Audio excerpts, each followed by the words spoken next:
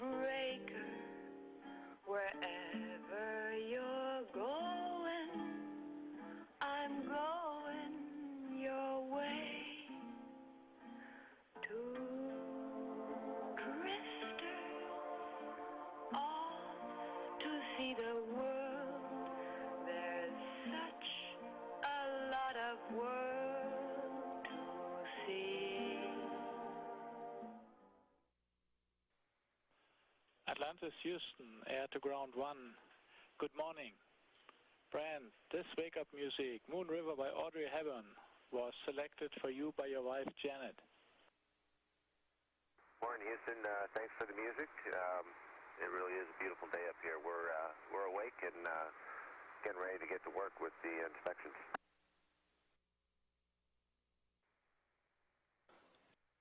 On the flight deck of Atlantis, Commander Brent Jett, far left, Mission Specialist Dan Burbank on the right, and Mission Specialist Joe Tanner in the center, coming out of the recent rendezvous maneuver, the rendezvous burn of Atlantis as it continues to refine its orbit in relation to that of the International Space Station, looking from the forward corner of the flight deck of Atlantis, basically from the commander's seat looking back at the aft station. The primary hand controller that will be used throughout the day for the robotic operations is actually up in the center right portion of the picture between the two aft windows that look out into the payload bay. The hand controller below the window in the center is actually used primarily for the rendezvous maneuvers that when Brent Jett takes over manual control of Atlantis on the final approach to the International Space Station.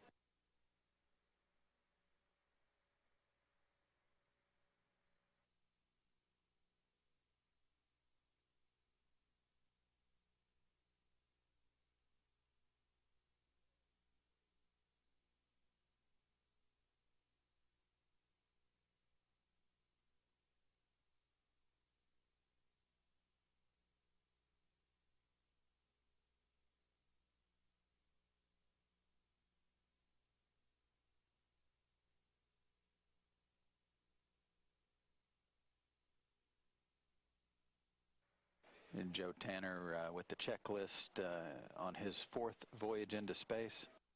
And Dan Burbank on the right on his second flight into space, and Brent Jett, the commander, out of view on his fourth mission into space as well.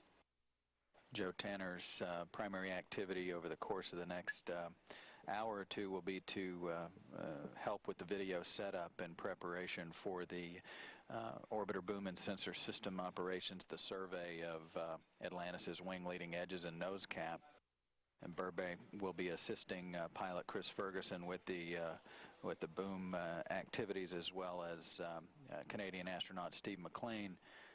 In parallel with that activity, once it gets underway, Tanner and Heidi Piper, mission specialist number 3, will be overseeing a checkout of 2 of the spacesuits that they're carrying on board, those spacesuits to be used for the extravehicular activity.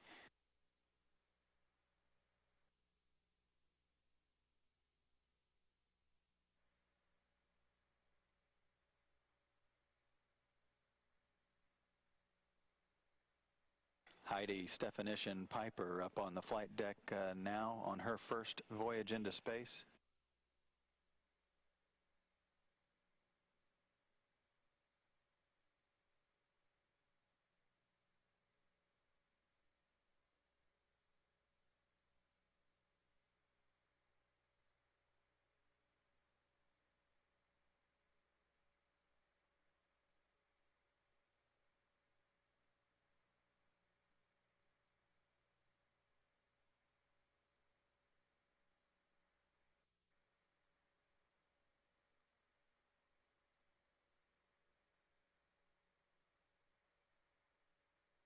And beginning outboard, this is a view of the underside of the wing leading edge. The reinforced carbon is the more smooth portion with the tile area just beneath or just behind the wing leading edge panels. Again, the survey beginning on the outboard portion of the wing. In the meantime, Joe Tanner reporting from the middeck that the 2 spacesuits have been checked out. The EMUs, or extravehicular mobility units, that will be used for the spacewalks. There are 3 spacewalks planned during this mission. The first of those 3 will be conducted on Tuesday, the second on Wednesday, and then the third and final planned spacewalk scheduled for Friday. On the IDC, join on scan.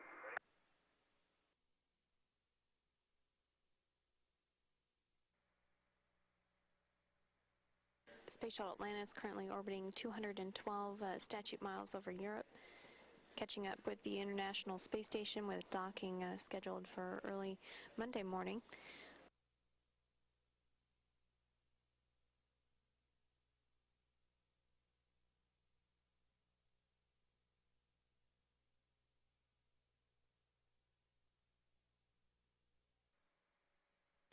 This is the 5th of 6 scans along the port wing, looking at the RCC, or reinforced carbon panels, numbers 1 through 22 in zones 4 and 5, which is the apex and just above the top of the wing.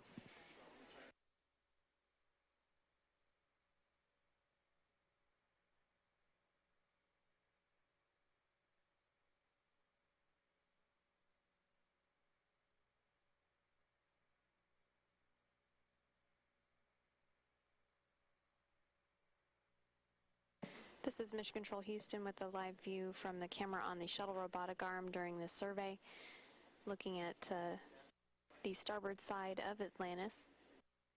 The live video is expected to be intermittent, but the crew is recording this entire survey on board for downlink if necessary.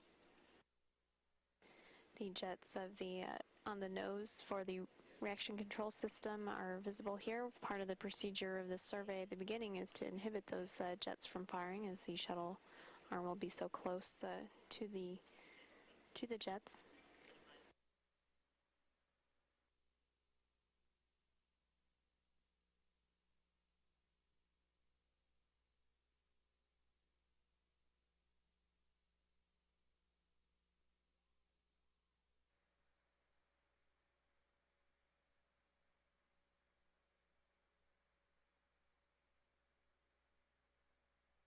With the starboard survey complete, the crew moving the robotic arm so that the end effector camera can be trained on the port side of the upper surface of the orbiter.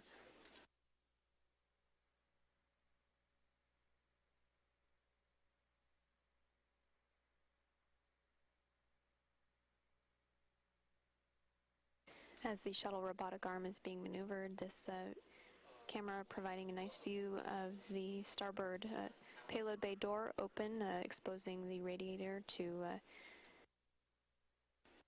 expel heat from the orbiter.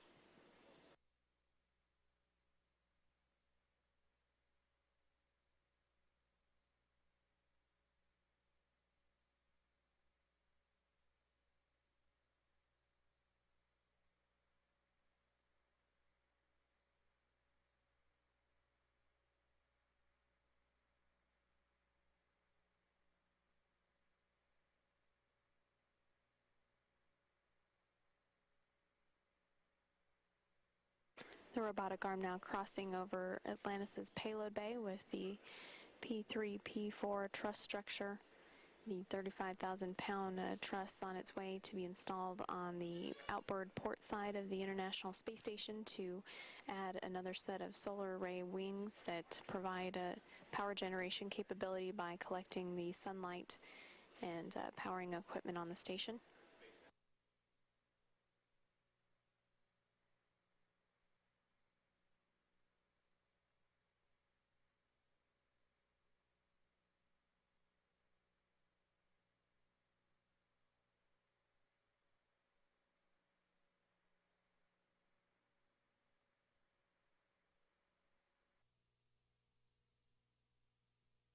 This survey, when it is complete, will end the inspections of the thermal protection system for today.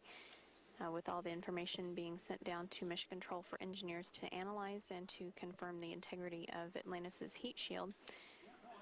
The crew will also work on setting up for rendezvous and docking to the International Space Station. The remaining tasks for today to prep for that docking tomorrow include installing the centerline camera that is scheduled to be done by Commander Brent Jett and Mission Specialist Joe Tanner.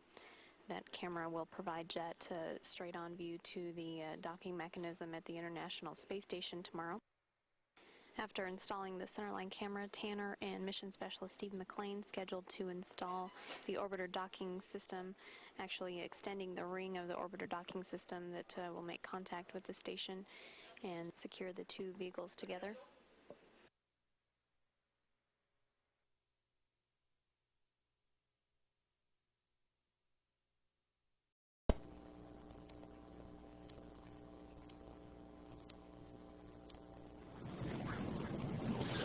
Good morning. Welcome to the Sunday morning briefing on the STS-115 flight of Atlantis to the International Space Station.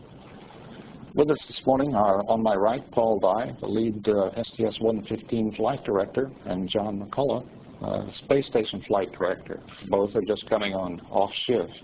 Paul, would you begin, please? You bet. Thanks, John. It's great to be here this morning, especially since things are going so well. This has been a remarkable shift in the fact that I have not seen a single problem with the vehicle. The crew is ahead of schedule by a measurable amount, and we have accomplished an awful lot of the day's activities already. The EMU checkout was performed on both the spacesuits that will be used on the first EVA. Everything was completely nominal on those. In addition to that, we've been scanning the vehicle, doing the inspection, the post-ascent inspection. Finished the starboard wing. We finished the nose cap. They're most of the way through the port wing, and so far everything has gone exactly according to plan, except for the fact that we're a little bit early. I think that once we get the data down and folks start looking at it, we'll have more to tell you about how things looked. So far, we look at it, we get the scans, we take the scans, and the data needs to be interpreted, but what we've seen looks good so far.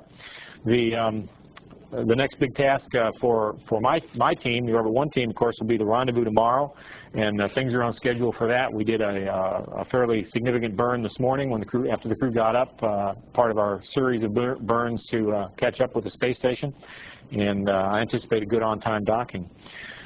There's not much more to say except the crew sounds happy, they sound rested, they're aggressive, they're doing great, and with that, John, you can talk about what's going on the station. Okay. On the space station side, we're obviously ready to receive guests. The place is clean, and the construction crew is getting ready to come on board, so we're pretty excited about that.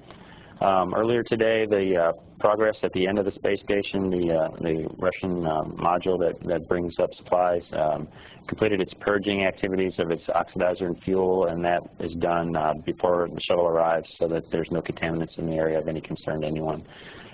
And that will undock shortly after the shuttle plans to undock. So that's one activity that's out of the way. We've also today pressurized the mating adapter that the shuttle's going to dock to get that ready for docking. Completed preparation and pre-packing of the items that are going to be coming home on the shuttle. And they're also today setting up the cameras for the rendezvous activity where they're going to be taking pictures as the shuttle pitches around. In addition, they performed some of the final experiments that are going to be packed up and brought home on 12A for analysis. That's pretty much where we're at today on the station, and tomorrow will be a busy day for both crews as we bring the vehicles together and press on with the assembly activities. Thank you. We'll start with questions now here at the Johnson Space Center. Frank, good morning. Frank Mooring with Aviation Week. For Paul, I guess, when can we expect to get some kind of final word on that next inspection, the more focused inspection? On focused inspection, that will still be a couple of days away. We allowed about 36 hours for the folks to get the data down, get it processed, get things looked at. So I really don't expect much more news on that until the day after tomorrow. On the first look, have you seen anything that at least requires some more study with the data? Well, I haven't. But then, you know, we're just looking at some of the visual cameras that kind of ride along with the real sensors. So I hesitate to say that that means anything. And this is John Schwartz, New York Times. And have you gotten a look at some of the places where it appeared that debris did glance off of the body of the shuttle? Or is this just a general statement at this point? Right now, you know, we're conducting the scans, and in doing the scans, we don't have any favoritism. We inspect everything to the same detailed level and take all that data. So, you know, we didn't zero in on anything at all. But what I've seen so far, I haven't seen anything that caught my eye. For the Associated Press. Can you explain the problem with the speed brake channel 3 in the guidance and navigational computer system? What does it do, and why was it considered a failure? Let's see, I can give you a quick outline of that. Our asset entry folks are looking at it. We have 4 flight control channels, any one of which can control the vehicle. We run all 4 of them in parallel. As I understand it, Channel 3 had a slightly erroneous command for the speed brake alone, and the way it works is that the other 3 channels were doing exactly what they were supposed to, and they could actually overpower the one that if it had been trying to do anything. So it was just a single channel of 4 that was anomalous. I haven't seen the actual data or traces myself. We've got some other folks that are looking at that, and if we have to, we'll just disable that channel for entry, and then you'll have the other 3 channels doing everything in concert. Okay, do we have additional questions here? Frank? Frank Morning again for John. Is there any special work that remains to be done to configure the station to receive the truss element that's coming? Earlier this month, they checked out the mating, the equipment that actually clamps onto the truss and then drives the bolts. They checked that out. The arm's been positioned properly, and the truss robotic transporter's been positioned properly. So we're ready to go. There is some final choreography that has to be done when the handoff happens, and some arm operations have to happen there, but we're ready to go. So. And I realize that truss is taking up most of your cargo space, but are there any critical pieces of cargo coming up and also going down, anything in particular coming up? And also, could you give us rough poundage? Well, the truss is, like you said, 90, 98, 99% of the content coming up. We are bringing up 2 new boxes, the signal processor and a transponder for the S-band system, and those are actually in the mid-deck, and they'll be handed off after dedocking to get prepared for EVA-3. They'll be installed on EVA-3. And I don't have the exact weights on those. We could probably track those down. Their boxes about that big or so. And so they go on, and the other items that are coming back, there's about 800 pounds of equipment, I think, coming back on the shuttle. Hi, it's John Schwartz again for Paul Dye. Could you just get a little more specific about what a force fight is, and just in case? Force fight is simply 2 channels that are commanding in slightly different directions. So you could end up with since you've got 3 channels that are all in lockstep and one that might be different, it might even just be putting out a null, you'll end up with just not everybody pulling in the same direction. It's really not a big deal for one channel to be doing that. Rasher, the AP again. Can you explain the exhaust gas temperature problem on the APUs mentioned in the execute document? Oh, sure. Each APU, the auxiliary power units, which power our hydraulic systems, they're hot gas generators with a little turbine wheel. They've got, each one has 2 exhaust gas temperature sensors. Those sensors are not used for anything. It's traditional to have exhaust gas temperatures on an exhaust for a turbine engine. When I say they're not used for anything, we would look at both of them as an indication of something. But when one fails, and they do fail occasionally, it's really no issue at all. And seeing no further questions here at Johnson Space Center, we'll go to Kennedy. I understand we have a question or 2 there.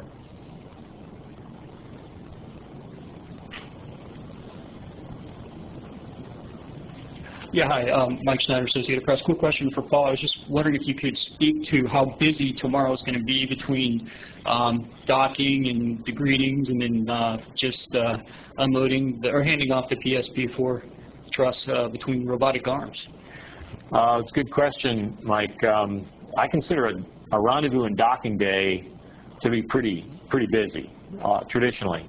And when you add on top of that the unberthing and handing off of a payload as large as the P3, P4, it's an extremely busy day. There's an awful lot going on, and it's going to be nonstop work from start to finish.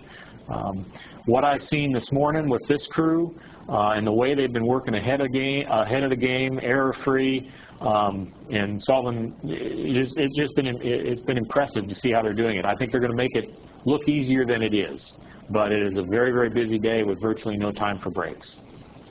And just to add on to that, right after that handoff is done, the day's not done. The station and shuttle crew have to work together to get the two EVA spacewalkers that are going out the next day into the airlock and camp out there overnight. So that's something new that's being done for the first time. It's going to tie at the end of the day and finish things off. So we're going to have a couple of temporary residents on the space station side. And we're back here at Johnson Space Center. Do we have additional questions here? Seeing none, we'll conclude with a brief programming note. The next briefing from Johnson Space Center will be the post-MMT briefing this afternoon. We expect that briefing to begin about 5 p.m., although the precise time is dependent on how long the MMT lasts. With that, thank you all for coming, and that will be it for the conference today. And astronaut Jeff Williams queuing up a video to show inside the U.S. Destiny laboratory module to show how the area has been situated and prepared for the 6 crew members from the Space Shuttle Atlantis to arrive tomorrow. Obviously the forward hatch and the BIP smooths are ready to go. I'm going to deploy one to the RWS this evening.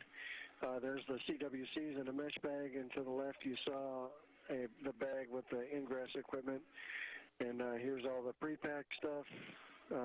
There's also pre-packed stuff. I think I forgot to pan up on port 1.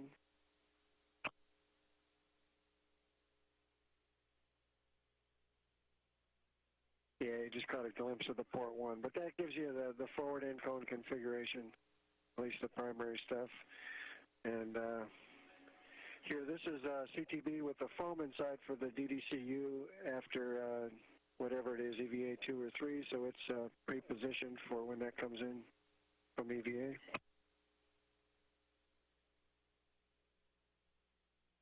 Going into the airlock, you got the 2 Safers, 1003 and 1005 deployed. I'm assuming 1003 is for EV1 and 1005 is for EV2, so I've got them set up with their tools configured that way as well. There's still a little bit of foam in deck 1, which will be gone before they get here. That's 1003 right there with Joe's tools.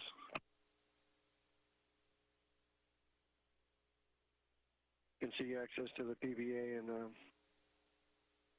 fire extinguisher.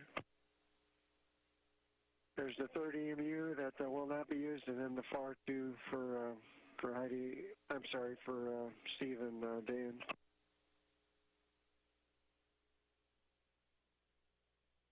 Of course, this is the spare here.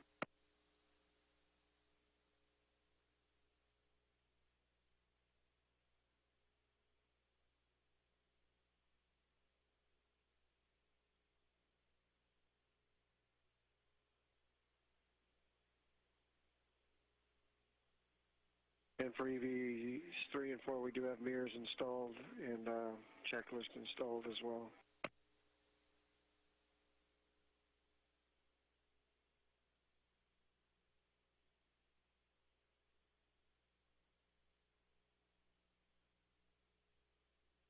Coming in the airlock on the right-hand side, lower right-hand, you'll see the 2 mesh bags for batteries and MEDOX. It's the PCS, got the headset there. You'll see the handheld mic is hooked up.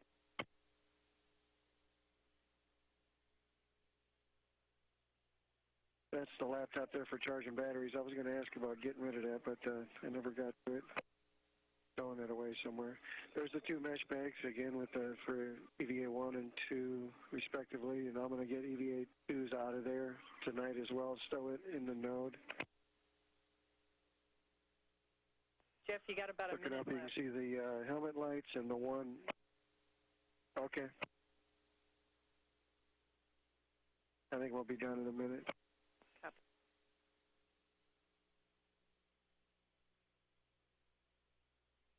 And in the crew lock, we've got the cover for the ORU on the far left. That'll be moved out in the node 2. That's for EVA 3. And then the mesh bag for EVA 2. And then the two large ORU bags.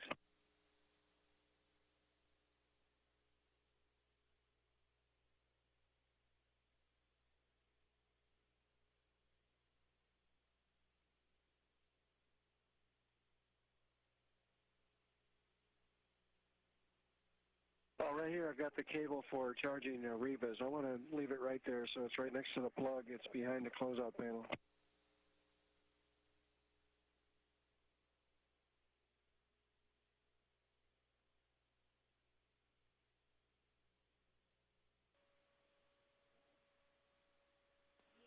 And Atlantis, we're on board. We have some good video. Thanks.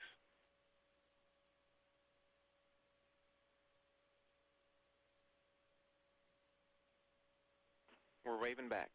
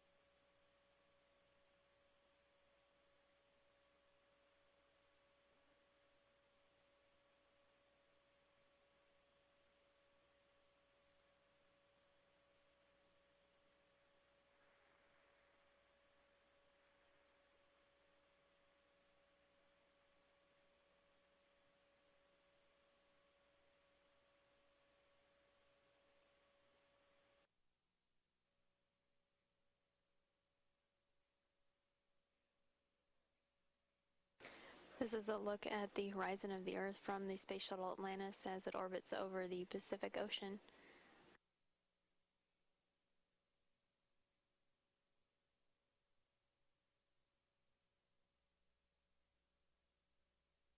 This is a view from a camera on the port side of the payload bay looking at the shuttle's robotic arm in a parked position after being used to inspect the orbiter's heat shield today. It picked up the orbiter boom sensor system on the starboard side of the payload bay to use it to inspect the reinforced carbon material that's part of the thermal protection system on the wing leading edges and nose cap. The arm itself was then used after placing the boom extension back on the sill of the payload bay. The arm was used itself to inspect the upper surfaces or cabin area of the orbiter. In view here is the orbiter docking system, the ring extended to make contact with the International Space Station tomorrow. That done today by the crew to prepare for docking, which is scheduled at 5:46 a.m. Central Time Monday morning.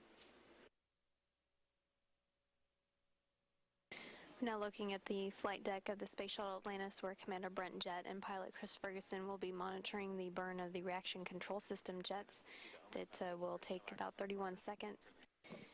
And that burn scheduled to occur in about 14 minutes from now will last 31 seconds and changes the shuttle's velocity by almost 7 feet per second, which is nearly 5 miles an hour.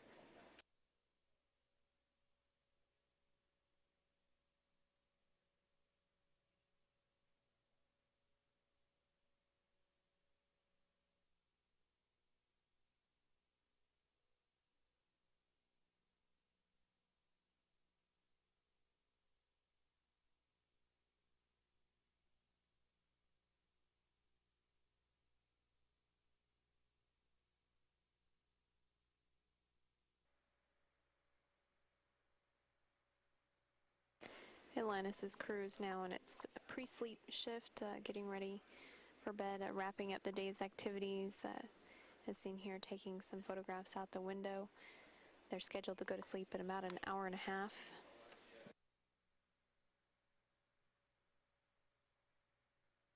For an 8-hour sleep shift, which would have them wake up about 11:15 p.m. Central Time tonight to begin Flight Day 3 activities, which is highlighted by the rendezvous and docking to the International Space Station.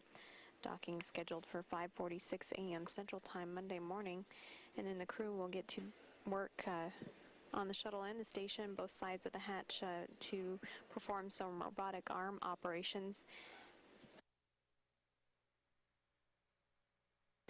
Astronauts Stan Burbank and Chris Ferguson will be at this aft flight deck operating the shuttle robotic arm to grab a hold of the payload inside Atlantis' cargo bay. That's the P3, P4 truss structure, the 35,000-pound girder that will be installed on the International Space Station. Burbank will be operating the arm with Ferguson by his side to lift that truss out of the payload bay very carefully and move it up to a position where astronaut Steve McLean from the shuttle crew and astronaut Jeff Williams from the station crew over on the station side operating the station robotic arm can grab a hold of that truss. Once they have a firm grip with the space station robotic arm, Burbank and Ferguson will let go of the truss with the shuttle arm, and that truss will stay in place there overnight before being installed on the port side of the truss structure of the International Space Station. That activity will be done the next day on Flight Day 4, with also a spacewalk planned to hook up the electrical connections of that truss to the P1 truss already in place on the station.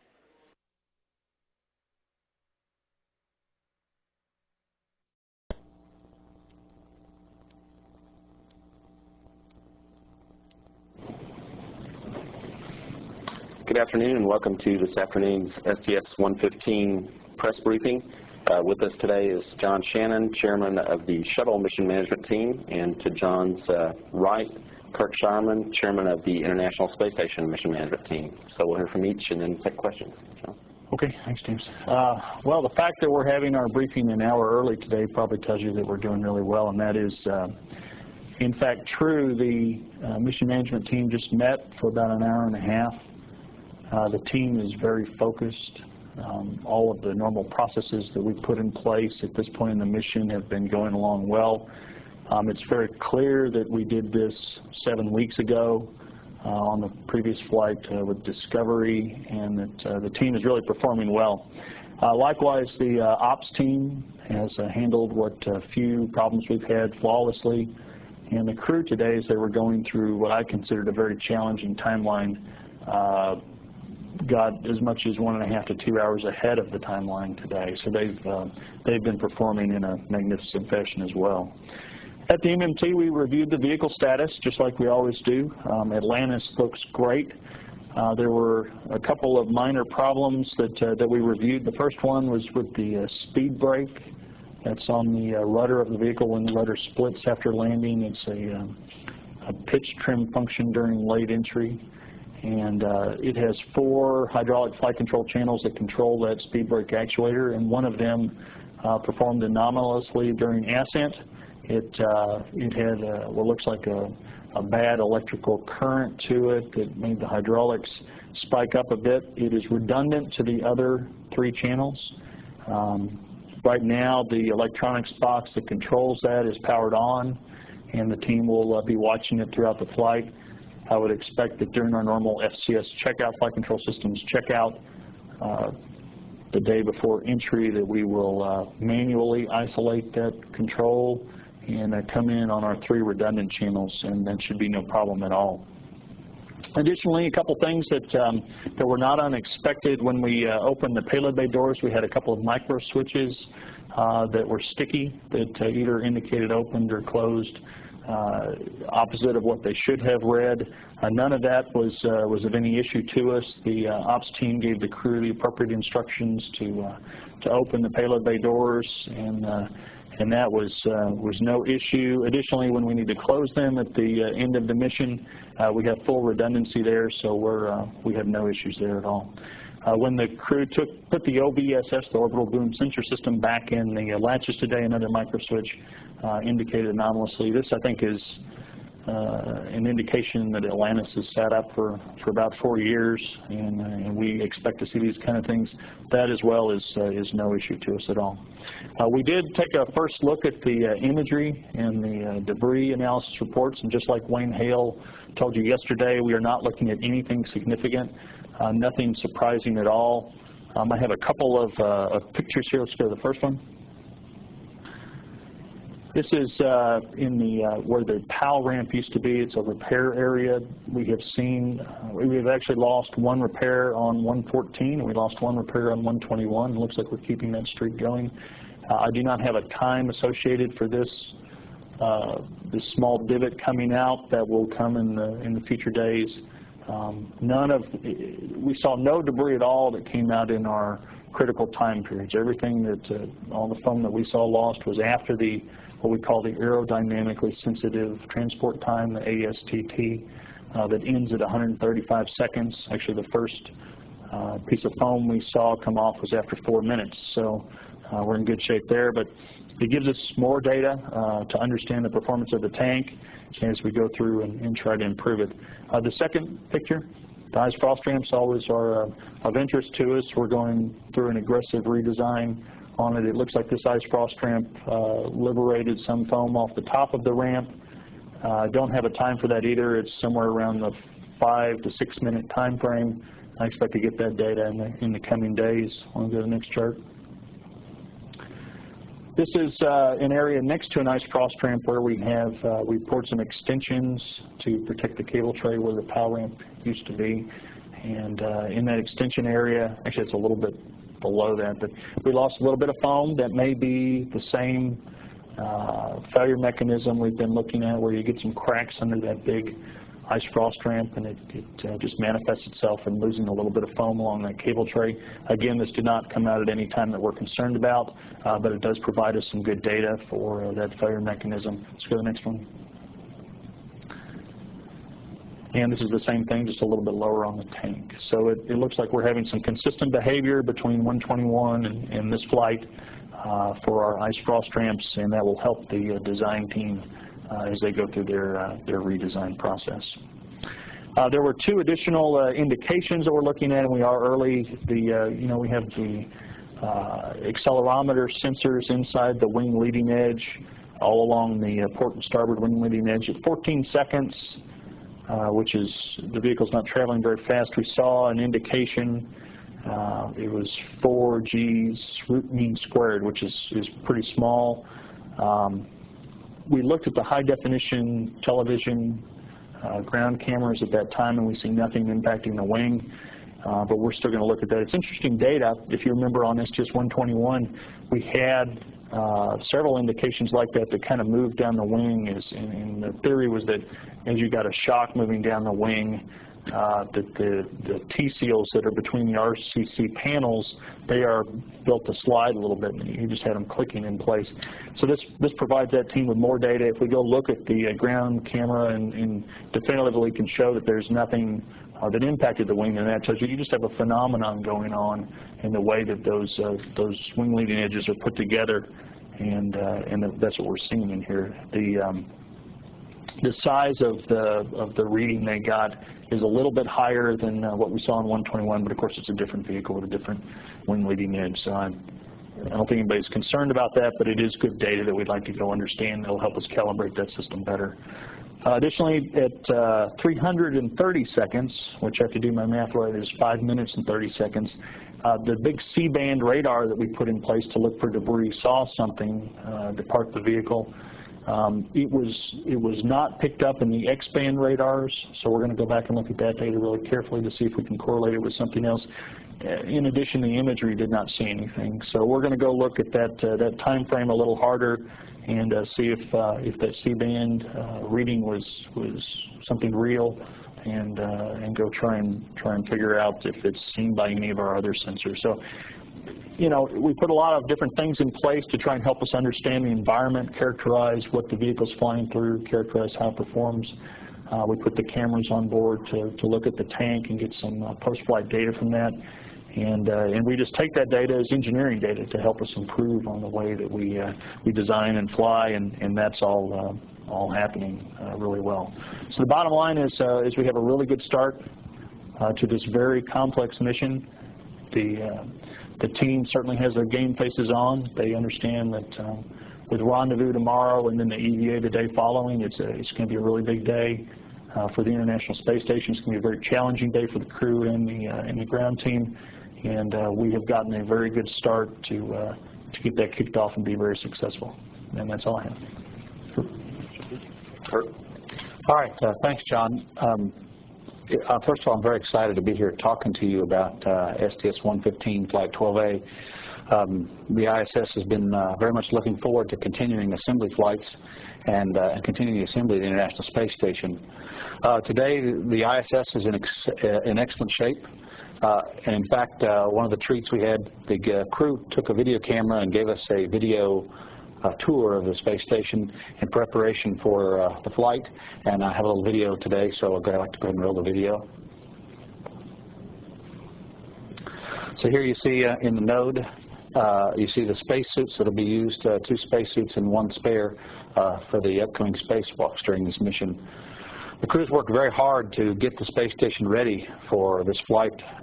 Everything's stowed away, except for the items that we plan to use and need to use quickly.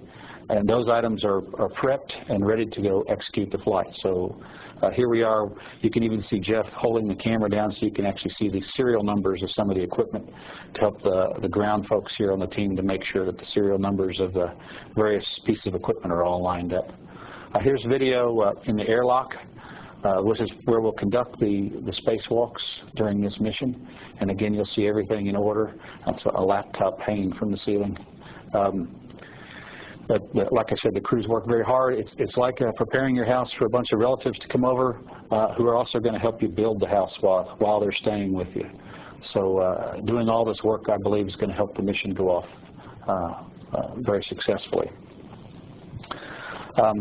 Today was a very quiet day on board the space station. As I mentioned, the crew just did the last few remaining activities that need to be done in preparation for the shuttle docking. The Electron, which is the device, the Russian device that produces oxygen, is shut off, which is a normal practice for shuttle missions, so it's off and will remain off through the remainder of the shuttle flight. And we also pressurized the pressurized mating adapter, PMA2, which is like the front porch. That's the tunnel between the U.S. lab and the shuttle, where the shuttle actually docks. As you guys know, the shuttle is bringing up a 35,000-pound element to the International Space Station, the P3, P4 truss. And tomorrow after we dock, shortly after we dock in the morning, about 5:47 a.m., they'll actually extract it from the payload bay, hand it off to the space station arm, and by 10 a.m., the space station arm will have that element. It'll remain out there until the next day, which we actually install it. So tomorrow is an extremely aggressive day and a very big day in the life of the International Space Station. That's all I have right now, and I think we're ready for questions. Yes, so I don't think we have any other centers with media today, so we'll stay here and name and affiliation if you will before question, as always. Seth Borenstein, Associated Press for John. Going through what Wayne told us yesterday with the 407 and the 528 and the 844 time periods, and the ones you have, I want to make, are those in addition to those 3, or some of those the same? Essentially, how many foam hits, foam debris, debris spin-offs have you seen? How many hits have you seen? And how much of the look have you seen? Is it enough to give you comfort that you may not need a focused inspection? Okay, a couple of questions in there. One is, Wayne gave you what times it appeared that something came off the tank, and they were all very late. What I showed you really was the the pictures of where things came off on the external tank. And the one thing we haven't done is tied what late event was with which foam divot. And we're really I think we're gonna wait until probably Tuesday when we get back the solid rocket booster cameras, and the teams have had a chance to go through that, and then we'll be able to pick off a little bit better what foam event was associated with which time. And of course that's very important to us because that may tell you more about how the tank is performing and what is driving some of these failure mechanisms. I had just a question about the micro switches on the payload bay doors. I honestly didn't understand the significance of that. Could you sort of explain? Sure. Is this something that the crew will intercede and do manually as far as controls or something, or how will that work? I mean, is there any issue about whether you'll know that they're latched properly or not? Okay. No, there's no issue at all, but let me explain how they work. There's 2 redundant motors that drive each one of the payload bay doors. And the way they drive is when you get a closed indication, the door is closed, that motor stops running. What we have on the starboard door is that closed indication stayed on even though we opened up the door and relieved that switch. It should have popped up and showed open. So what that means is when you go to close that door, that motor wouldn't run because that thing already says closed. So you'd say, oh, that's a big deal because I don't have motor redundancy. It's not. We have a pre-planned procedure where we can pull a circuit breaker and take power off of that indication, and then the motor will think, oh, I'm not closed, and it'll work just fine. So there's no issue. If that switch does not start to indicate open, we would go ahead and close the starboard door on one motor. If that one motor had some kind of a problem, we would unpower that sensor that's saying it's closed right now, and then that redundant system could close it, if that's clear. The other problem we had was on the port door, and it was exactly the opposite. Is while the door was still closed, it started to indicate open. And that threw them out of their normal opening sequence. The crew went out of what's called an auto sequence, where the computer just controls the whole opening, to a manual sequence. The crew went ahead and did that, and it worked just fine. And that's no issue for closing at all. So we'll get really good confirmation we get them closed and latched about a week and a half from now. Todd Halverson of Florida today. I guess for John, and then I have a follow too, if I could. Could you tell us what the rationale was for putting the robotic operation on docking day? I think that's a bit unusual, and it will, I would think, be a real timeline challenge for the crew. Hey, Kirk, you want to take that one? Just give it a start. Sure. The idea, of course, is we have a lot of activities to perform, and we'd like to perform them as quickly as we can. And so the idea was to get the truss out, get a head start, because the next day we actually use the space station robotic arm to install it, and then as soon as we install it, we send the crew out during a spacewalk to work on the assembly. So in order to be most efficient during this docked mission time frame, the best approach was to actually take it out the first day. We have shuttle crew scheduling constraints, and we met those constraints, and the crew and the teams are ready to go execute. Thanks. And for whoever wants to take this one, I'm wondering if you can describe for us the camp out during the preparations for the EVA #1, and tell us why that's preferred over the exercise protocol and why it hasn't been used to date. Okay. Despite popular belief, there are no s'mores and fires involved. So actually, the camp out on board the International Space Station is very, very similar to how we performed EVAs on the shuttle for years. The difference is we don't depressurize the entire space station. The idea is we close the hatch between the airlock and the node, and we depressurize the node down to 10.2 pounds per square inch. Again, the same protocol they've used on the shuttle. The crew spends the night. The whole idea is to get the nitrogen out of the body so that when they go into the spacesuits, they don't get the DINS, decompression sickness. So the reason why we chose this, we have 3 approved methods of denitritization of the crew before they do spacewalks. One is the exercise pre-breathe, which is the one we've used extensively on board. We also have an in-suit pre-breathe, which we've used before. We used last fall on a 2-person EMU spacewalk. And then we have the camp out. We've never used the camp out because it requires a certain complement of equipment. And over the last few years, we haven't had all the equipment on board that we needed to perform it. The idea, though, is the crew spends the night in the airlock, and they actually get an hour of their timeline back. So in terms of timeline on the EVA day, they actually save about an hour's time. And again, it allows us to meet these scheduling constraints for the crew on an extremely busy day.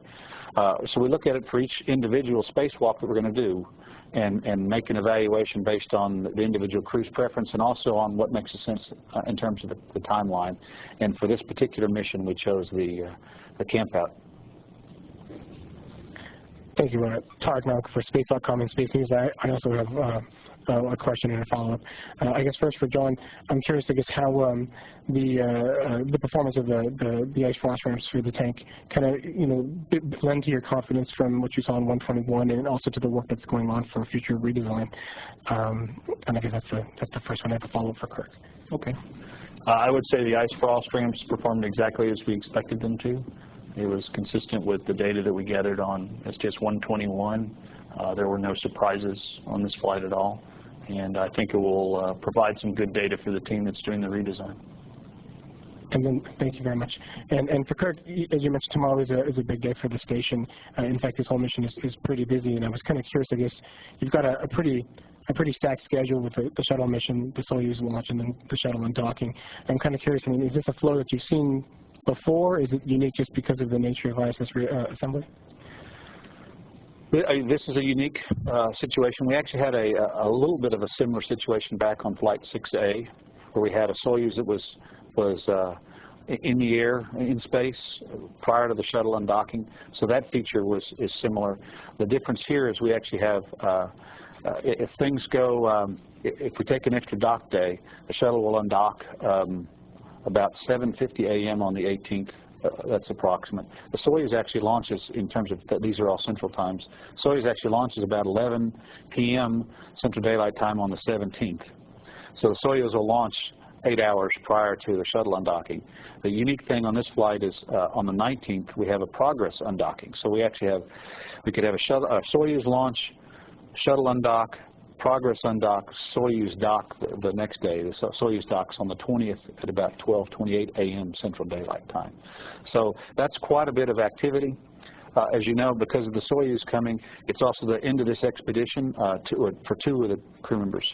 Jeff Williams and Pavel Vinogradov will be coming home on that Soyuz. So starting today was their last easy day of their increment. They are going to be working extremely hard now through the time they come home. So that's a little bit unusual. Again, we looked at it together with the crew and with the flight surgeons and the operations team, and we all believe it's an executable plan, it's a safe plan, but they're going to be very busy. John Schwartz from the New York Times. As you've said several times, this is a very aggressive schedule, and yet, as we all know, things like tethers can cause delays of hours or more. How much wiggle room have you got in this complex schedule over the next few days? And can one thing trip it up and cause you to have to leave work? Well, of course, one thing can do that. It depends on what that one thing is. There's lots of one things that we could just smooth right through. What we've done is we built this mission aggressively. As you probably know, we built actually initially with an extra day in plan. That extra day, there's an extra day if we have to do focused inspection, and initially we had planned an extra day if we had difficulty in all the complex station assembly tasks that we had to do. What we've done is we've looked at the mission, and if we have to during this mission and we have a hiccup, we can actually rework one of the EVAs and some of the transfer time and use that as the time to recover if we have a problem during the spacewalk or during any of our assembly tasks. So there is still a little margin left. We looked at that extensively prior to committing to go ahead and launch on Saturday. So I believe we have some margin, and we have a good plan, an extremely well-trained crew, and a well-trained operations team. So I'm very optimistic things will go well. Mark? Mark Carruth from the Houston Chronicle for John Shannon. The scans of the wing and the nose to date, it's true nothing leapt out at you, and can you give us some idea of when you would expect, how many days to finish that assessment, and the same with the imagery that you get tomorrow of the underside tile heat shield? When does that kind of wrap up under the current schedule? Sure. Nothing left out at anyone. I was up with the team when they were doing the early assessment, but what they'll do is they'll go back and compare it to the baseline imagery that was taken right before we rolled the rotating service structure back on the launch pad. They'll go through their full process, which will take about a day. The same for the tile surface that we'll look at, and they'll be in good shape on flight day 4, so day after tomorrow, to tell us whether we need to do a focused inspection or not. Frank Mooring with Aviation Week. For Kurt, is there any work that can't be done in the stage after the mission in terms of EVA? Is that also a source of wiggle room for you? Well, the most critical time frame is actually tomorrow and the next day, when we actually berth the truss element to the International Space Station and hook up the umbilicals that allow it to have keep alive power. Worst case, we could stop then. While it would be very inconvenient and very difficult, everything else could be done during the stage or during the subsequent flight. So, some EVA tasks are tied to another task, so it depends on the specific task. So worst case, and we looked at this again prior to launch, if we had to do a minimum duration flight, we could go up there, berth the truss, hook up the umbilicals, and the shuttle could go home, and the space station could still proceed. All right. Thank you, Tarek Knopp again with Space.com and Space News, also for Kirk. Steve McLean mentioned, I guess, before flight that his ALM operations has been dubbed kind of the Great Canadian Handshake, between the two robotic arms. And I'm kind of curious what the Canadian Space Agency's role will be, I guess, during the robotic operations during this flight, and what are, I guess, the boundaries set between when you have to get the P3, P4 out of the cargo bay and into the its slot on the P1. Okay, I understand. First of all, the Canadian Space Agency is an active member of our ISS mission management team. So we're in constant communication regarding decisions about the mission, and certainly on a daily basis through this mission, we'll be in contact and talking about any problems or any changes in priorities we would have during the mission. So in addition, I should say, they have a number of personnel who actually work here in this building, and they have a support room in Montreal that's tied in to the Mission Control Center here. So they're actively involved in the operations themselves and performing those operations.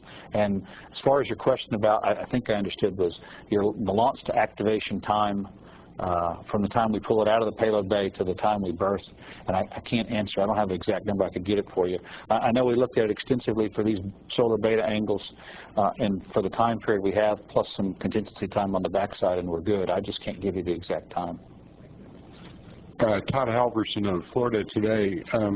Can you discuss the thermal clock you're working with? I think it was 35 hours from launch to getting the umbilicals and keep alive power on the truss, and what kind of things can start happening if you exceed that clock? Right, that's the data I don't have at the tip of my tongue here, so I'd have to go look in terms of exactly what the thermal clock is. What we do before flight, we look at it for the beta ranges throughout our window and make sure that we have adequate time for the planned operation plus contingency time on the end. The things that we're most worried about, I'll tell you, is we have to line up this truss. Again, it's a 35,000-pound truss with the arm, and we line it up I don't know, 4 inches away from its mating interface, and we expect to get, we have what we call them RTLs, ready to latch indications. So we have to line it up based on the SVS, Station Vision System, and we also look at digitals, which is the digital readout of the positions of all the joints on the arm. We look at that information together with these ready-to-latch indications, and if everything, along with the visual, the cameras that we have, if all those things are there, we proceed on, and we'll actually use our mechanism to capture it and then drive bolts.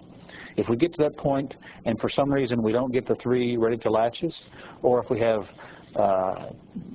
some difficulty in the alignment or in any of those mechanisms, we have to stop at that point, send the crew out EVA, and we actually have EVA bolts that we can install rather than those electronically driven bolts. But that's not a planned EVA task. So that's probably the biggest thing. We're very well prepared. The crew's very well trained on how to go out there and drive these bolts in, but it's a time hit that we weren't planning on. So that will put us behind in that EVA, which will trickle over into subsequent EVAs. As I mentioned earlier, the big key though is we get it attached with these bolts, and we get the umbilicals tied, mated, so that we can provide power to all the electronic equipment on board that truss element, to keep all the electronic equipment alive until its solar arrays are deployed and it can supply power to itself. Seth Bornstein, AP, again for John.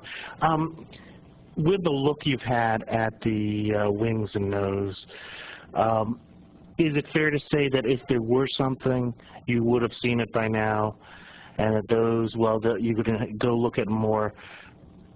Since nothing has jumped out at you, it's unlikely that there's anything in those areas. And I have a follow-up. Sure.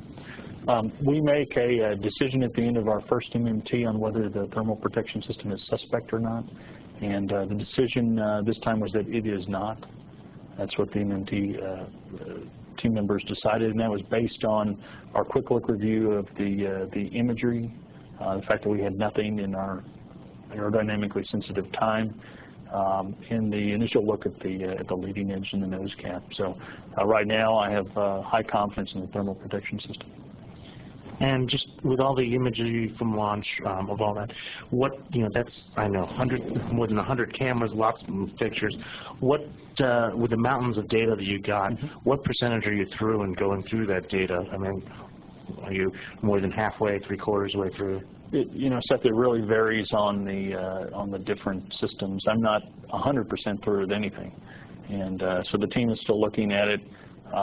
They've gotten a good quick look. Remember, this team has been through this. This is their 3rd time now. They're getting very good at it. They know what to look at first, and nothing has popped out at them at all. No further questions, then we'll conclude the briefing. Thank you very much.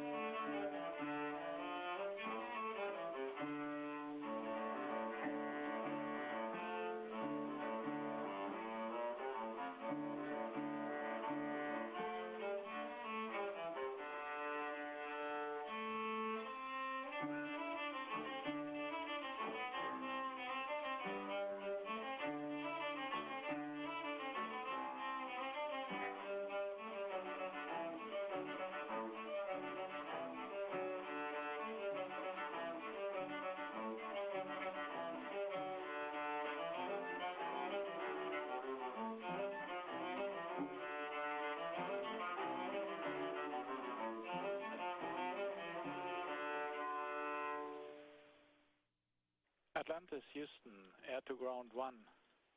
Good morning. We have the cryo config and some words on the KFX machine whenever you're ready.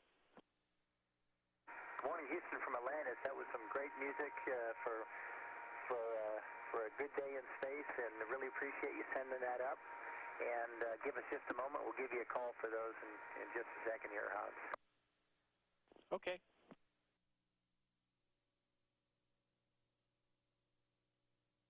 Houston, we're on the orbit, Ohms burn 2 card. Atlantis, we copy.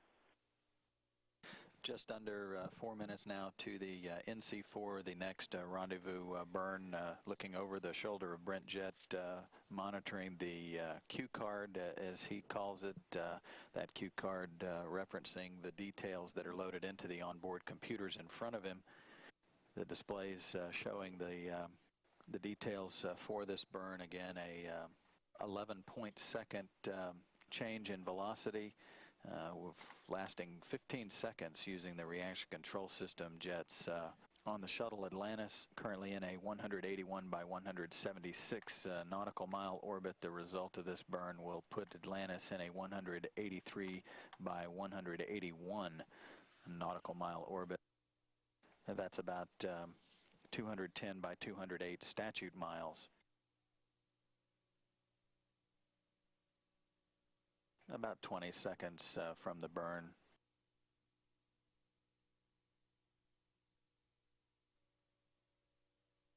Atlantis currently trailing the International Space Station at a range of 44 statute miles, 38 nautical miles, or about 71 kilometers.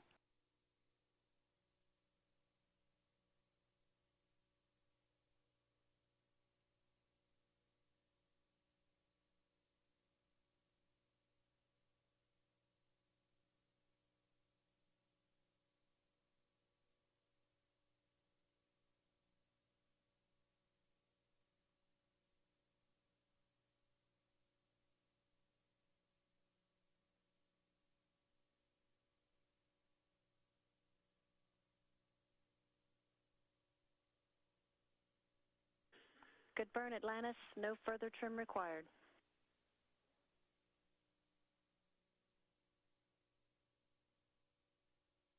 Roger, Houston. Atlantis' onboard computers, with the assistance of the crew, now completing the execution of the NC4 burn. Atlantis has raised its orbit slightly in relation to that of the International Space Station, now in a 210 by 208 statute mile orbit.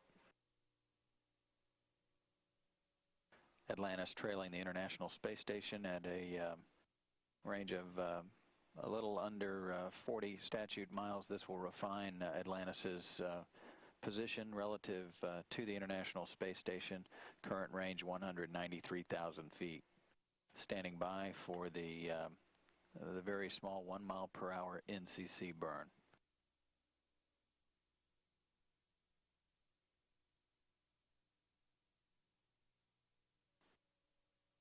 Pilot Chris Ferguson, as small pulses to the thruster jets underway to refine the orbit.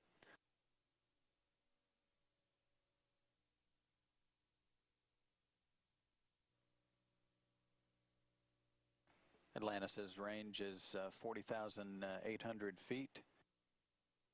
External cameras on the International Space Station being maneuvered to try to capture a view of Atlantis at that distance, with the terminal initiation burn clock counting backward. A little more than 9 minutes to the TI burn.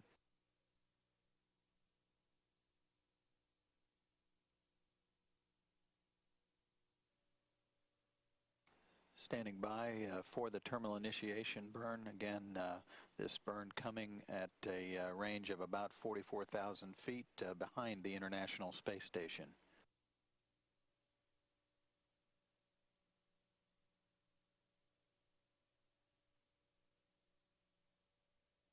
Atlantis Station on the big loop. Good morning. Hey, Jeff, good morning. We got a tally ho on you, and we're currently about 26,000 feet, just about 10 minutes from our MC2 burn. Very good. Yeah, we've got a good view of you as well. You're looking good. See you soon.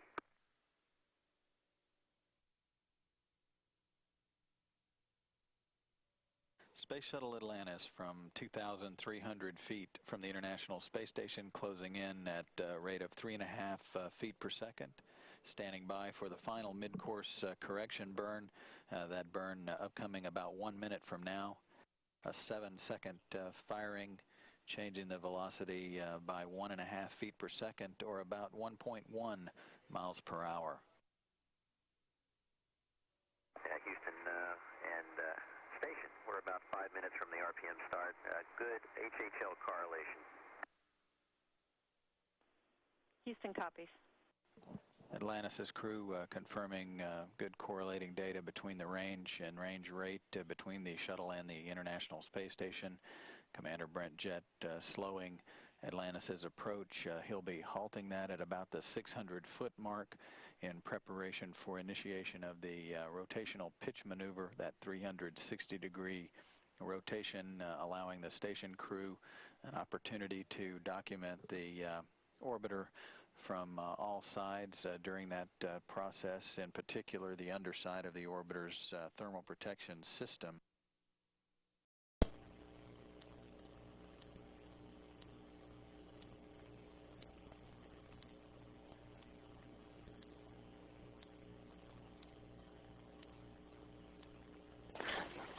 ...220 miles above northeastern Africa, the rotational pitch maneuver underway as the International Space Station crew, Expedition 13, basically has the same view using high-powered long-range lenses to document the thermal protection system. You can start photos.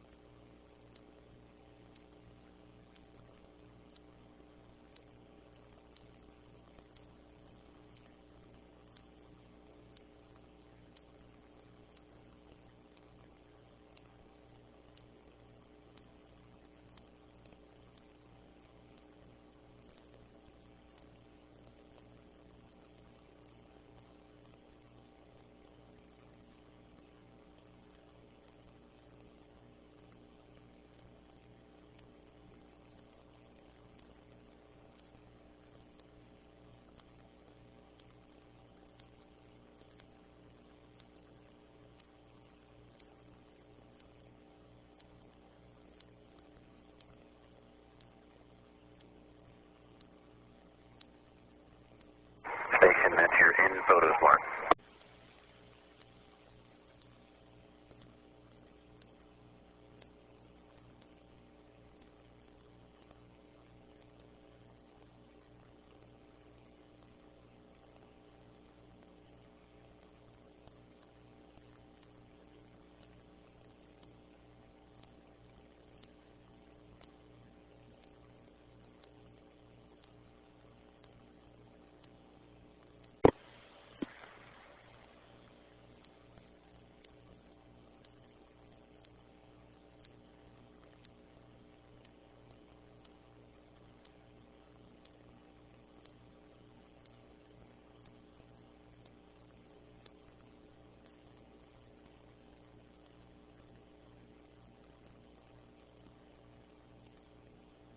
Approaching the northwest coast of Algeria, traveling northeasterly, just about to cross the coastline, heading out across the Mediterranean. Atlantis 2/3 of the way through the rotational pitch maneuver. Beautiful view of Space Shuttle Atlantis from the International Space Station at a range of 600 feet.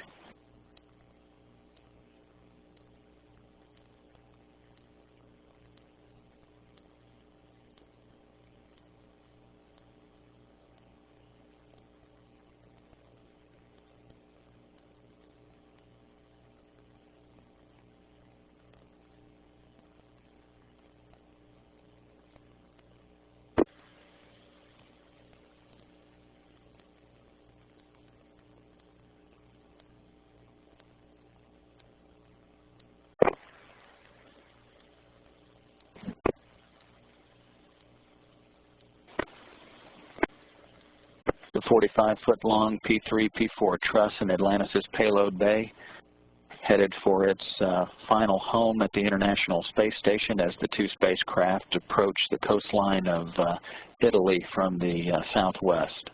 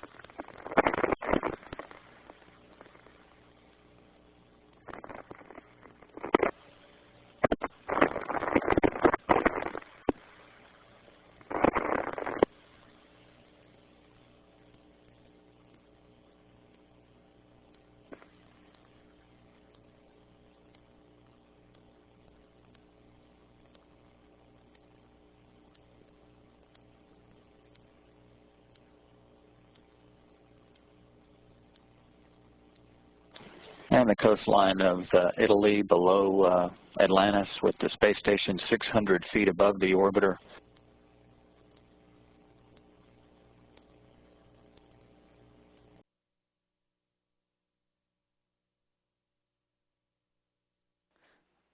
...220 miles above northeastern Africa. The rotational pitch maneuver underway as the International Space Station crew, Expedition 13, basically has the same view using high-powered long-range lenses to document the thermal protection system. You can start photos.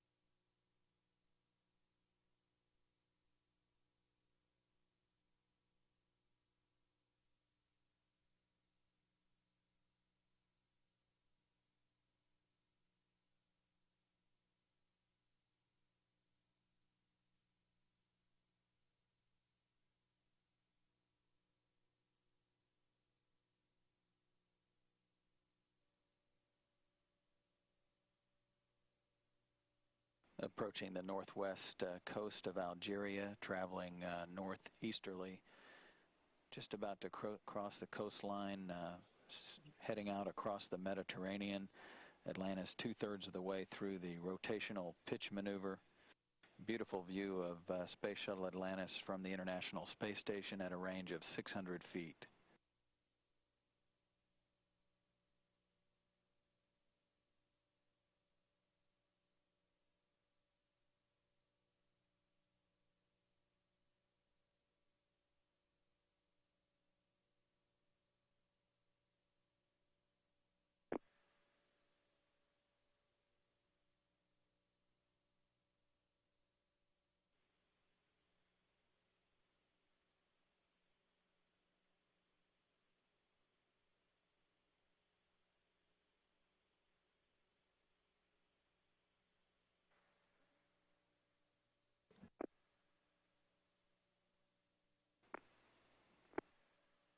The 45-foot-long P3, P4 truss in Atlantis' payload bay, headed for its final home at the International Space Station as the two spacecraft approach the coastline of Italy from the southwest.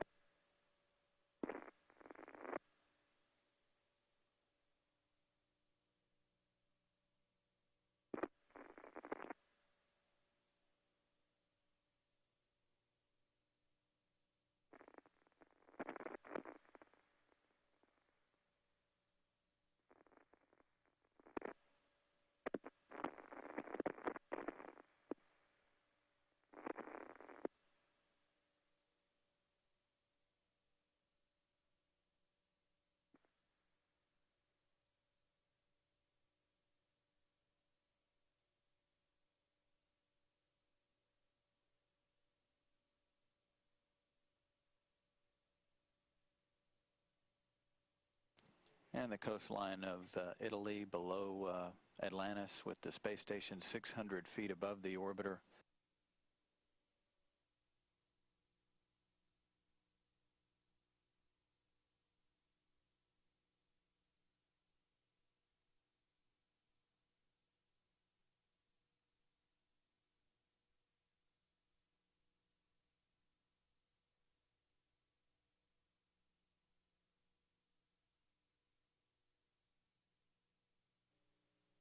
Inside the International Space Station, Jeff Williams and the rest of the Expedition 13 crew awaiting the arrival of Atlantis.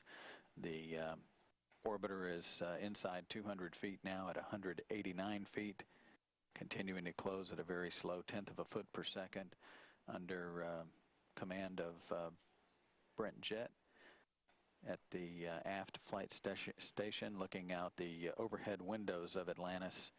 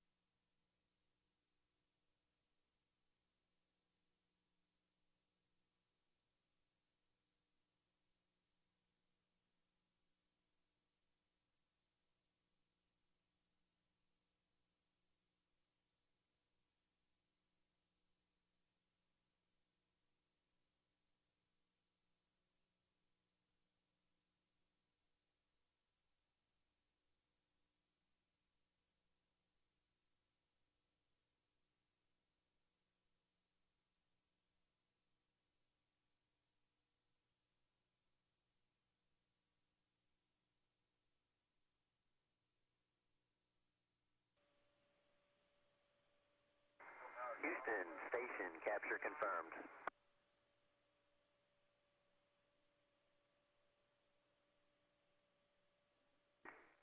And station is in free drift.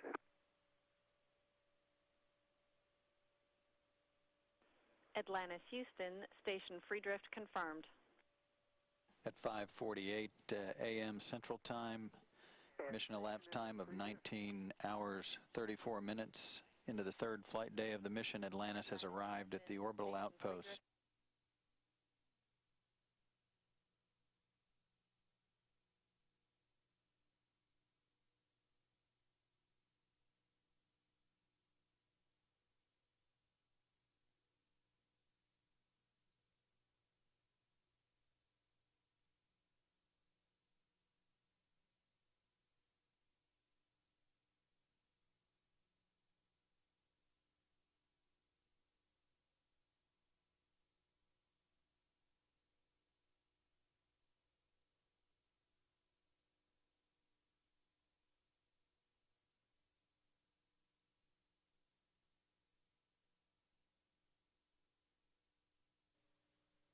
And you can see that the shuttle's robotic arm, the remote manipulator system, is now being maneuvered toward the grapple fixture for the P3, P4 truss element. Houston, on the big loop, whenever you're ready, we see good config for 8.2 of hatch open and duct install.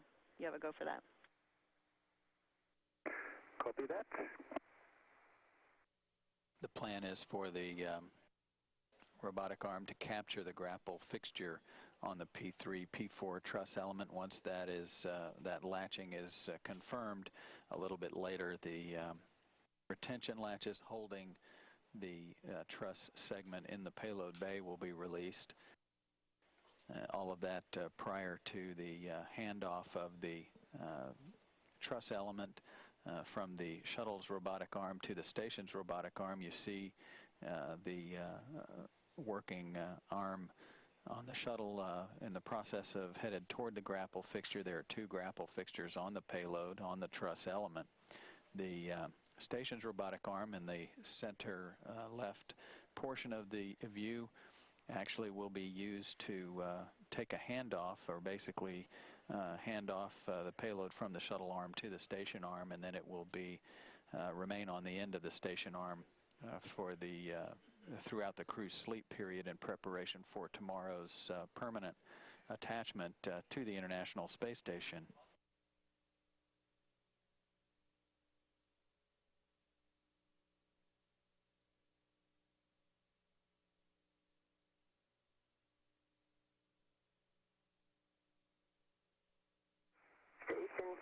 on the big loop. We see your visitors. Give us a wave. You in the lab camera or the node camera, or both? Node camera.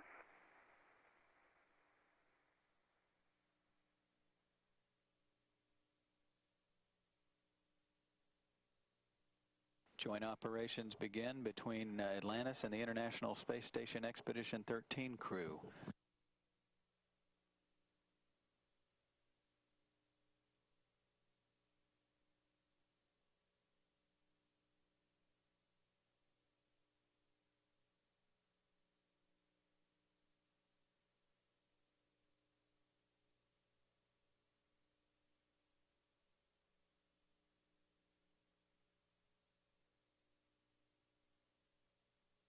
First up for the joint operations, an initial safety briefing. Jeff Williams and Commander Pavel Vinogradov of the Expedition 13 crew leading that effort with Atlantis's 6-member crew.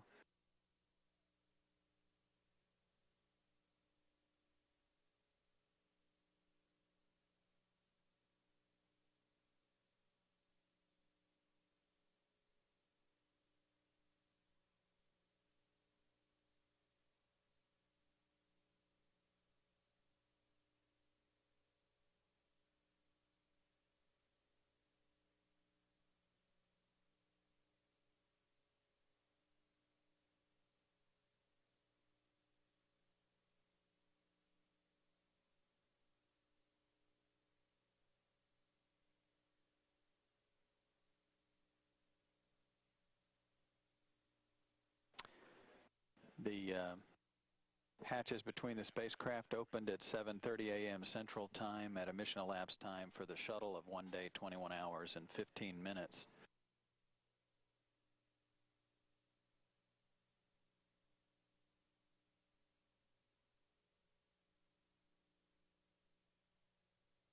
The complex traveling across the north-central portion of the Atlantic Ocean. Next coastal crossing will be Scotland and England, and then head out across the eastern portions of Europe. The shuttle's remote manipulator system, Canadarm, is firmly grappled the P3, P4 truss element, and a little bit later this morning the crew will execute procedures to unlatch that payload from the payload bay of Atlantis.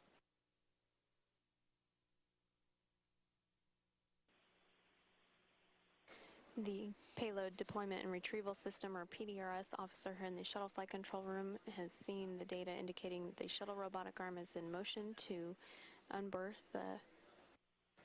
the truss structure.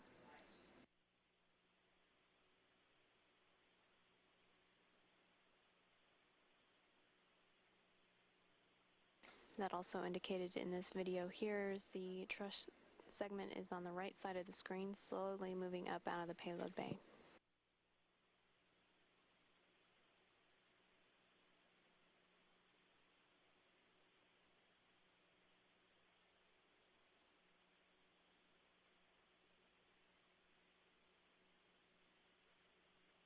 Astronauts Dan Burbank and Chris Ferguson operating Canadarm, the shuttle robotic arm, to remove the P3, P4 truss structure from Atlantis' payload bay, moving it up slowly to an intermediate position.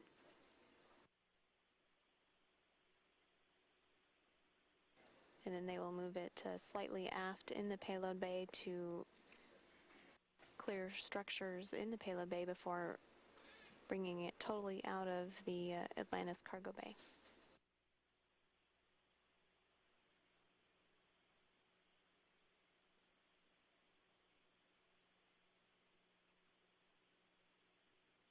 This is a view from the station robotic arm looking over at the shuttle robotic arm operations to lift the P3, P4 truss structure out of Atlantis' payload bay.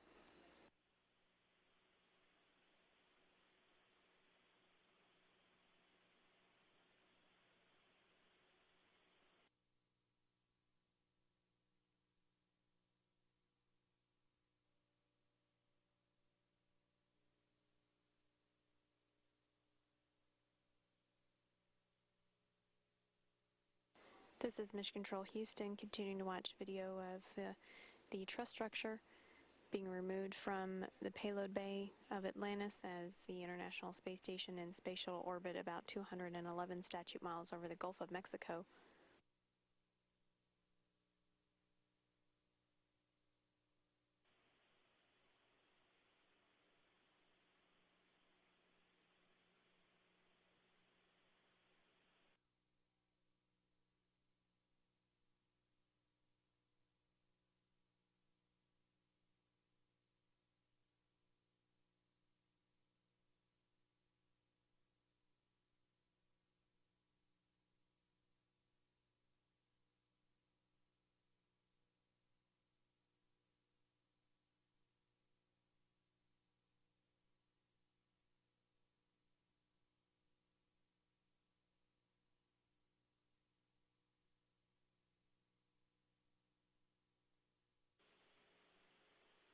Go ahead, Joe. Yeah, we've completed the Reba hardware checkout, and everything was fine, and we're just about done with equipment lock prep. We got a reading of 21.0 on both CSAO2s. Okay, we copy, Joe. Thank you.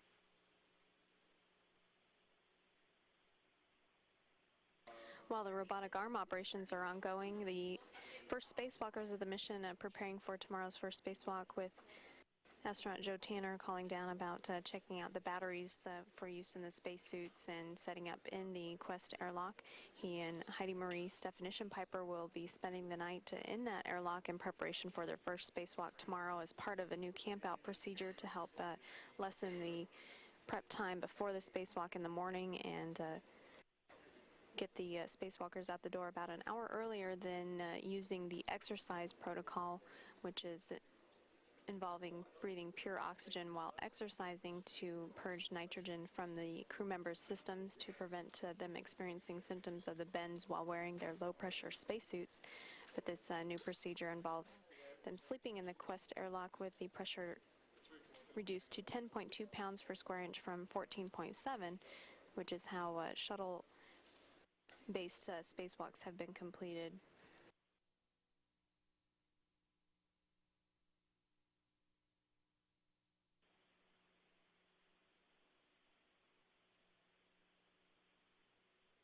As the robotic arm operations continue to hand off the P3, P4 truss structure, station astronaut Tomas Ryder and shuttle astronaut Joe Tanner setting up equipment for the pre-breathe procedure tonight in the camp-out that Tanner and Piper will be participating in.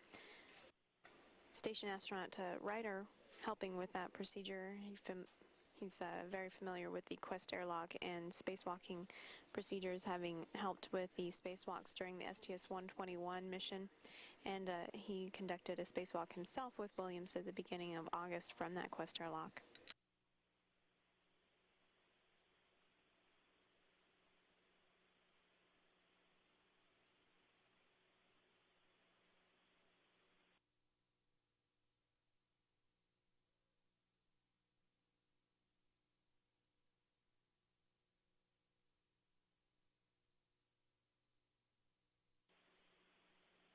Station Houston on Space to Ground 2, just an advisory and a reminder.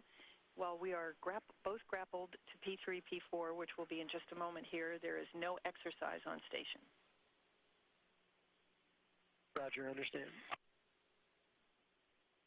As the space station robotic arm will be moving in to grapple the truss structure, astronaut Pam Melroy reminds the crews on board that this will be a moment when no exercise can be conducted on board the complex to minimize any disturbances between the two vehicles until the shuttle robotic arm lets go with the truss in the firm grasp of the station robotic arm. And Houston, station P3, P4 is grappled, and there you have it, the great Canadian handshake. Houston copies, well done.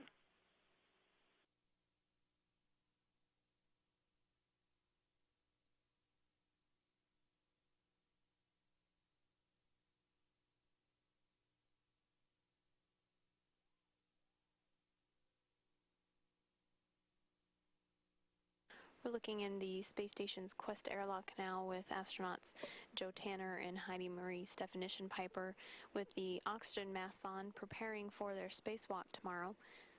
This is part of a special pre-breathe procedure to breathe pure oxygen and then stay in the Quest airlock with the pressure reduced down to 10.2 pounds per square inch while they sleep. They won't be wearing the masks overnight, but then in the morning they'll put the mask back on and open the hatch again after repressurizing it back to 14.7 pounds per square inch so that the rest of the crew members can help them prepare for the spacewalk.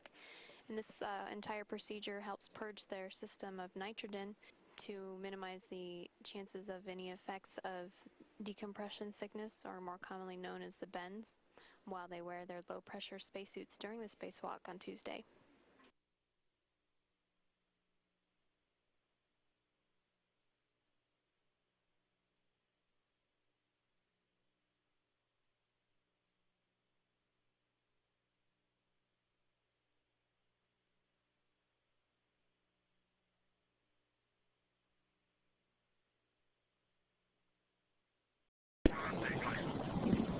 Good morning and welcome to today's mission status briefing.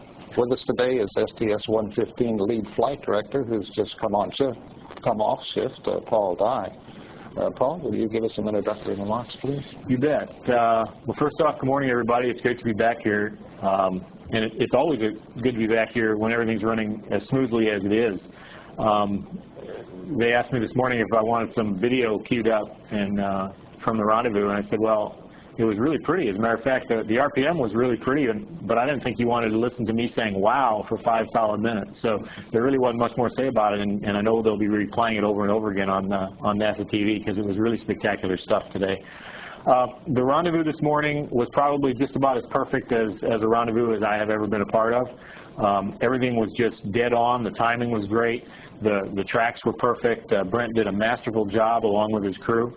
Of course, we're still looking at data, and there'll be folks overnight or during the day here, and they'll go back and look at all the itty-bitty little details of the jet firings and the like. But my prop officer was real happy because he said that Brent used well below the mean amount of prop that we usually allocate for a rendezvous. And I don't have any particular numbers yet because he's still got to go look for those. In general, you know, they docked pretty much on time, and that was the only thing they did on time today because everywhere else they've been ahead of schedule by a significant amount.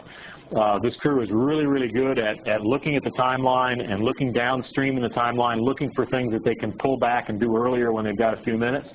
For example, as soon as we got docked, we had to kind of split our forces. They had one crew that's getting ready to, part of them that's powering down from the rendezvous and taking over attitude control, finishing up the docking system. A couple more who were working on getting the tunnel open and getting the hatches open, and then we went off and started grappling the payload to get it ready to hand off. So again, as I said yesterday, this is an extremely busy day, one of the fullest days I've ever put together on paper for a mission, and they're handling it extremely well. The P-34 is grappled. As a matter of fact, the last shot I just saw that looked like it's probably unlatched and being unberthed as we speak. The rest of the afternoon is really dedicated towards doing that, getting it out of our payload bay and hand it off to the station. Little note, of course, this is going to be we're going to bring it off of our port side. We'll hand it off to the big arm, the Canadarm2, which is being operated today by Steve McLean, who is the first Canadian, I understand, to get a chance to actually operate that arm. So it's a pretty big moment and it's a pretty big function to get that thing handed off to the station. With that, I'll take any questions people might have.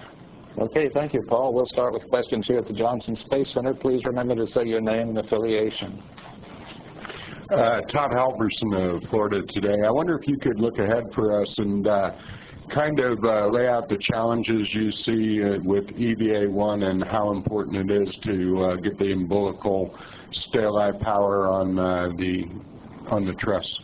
Sure, Todd. Of course, this truss has a lot of electronic components on it, a lot of bits and pieces that we don't want to get cold.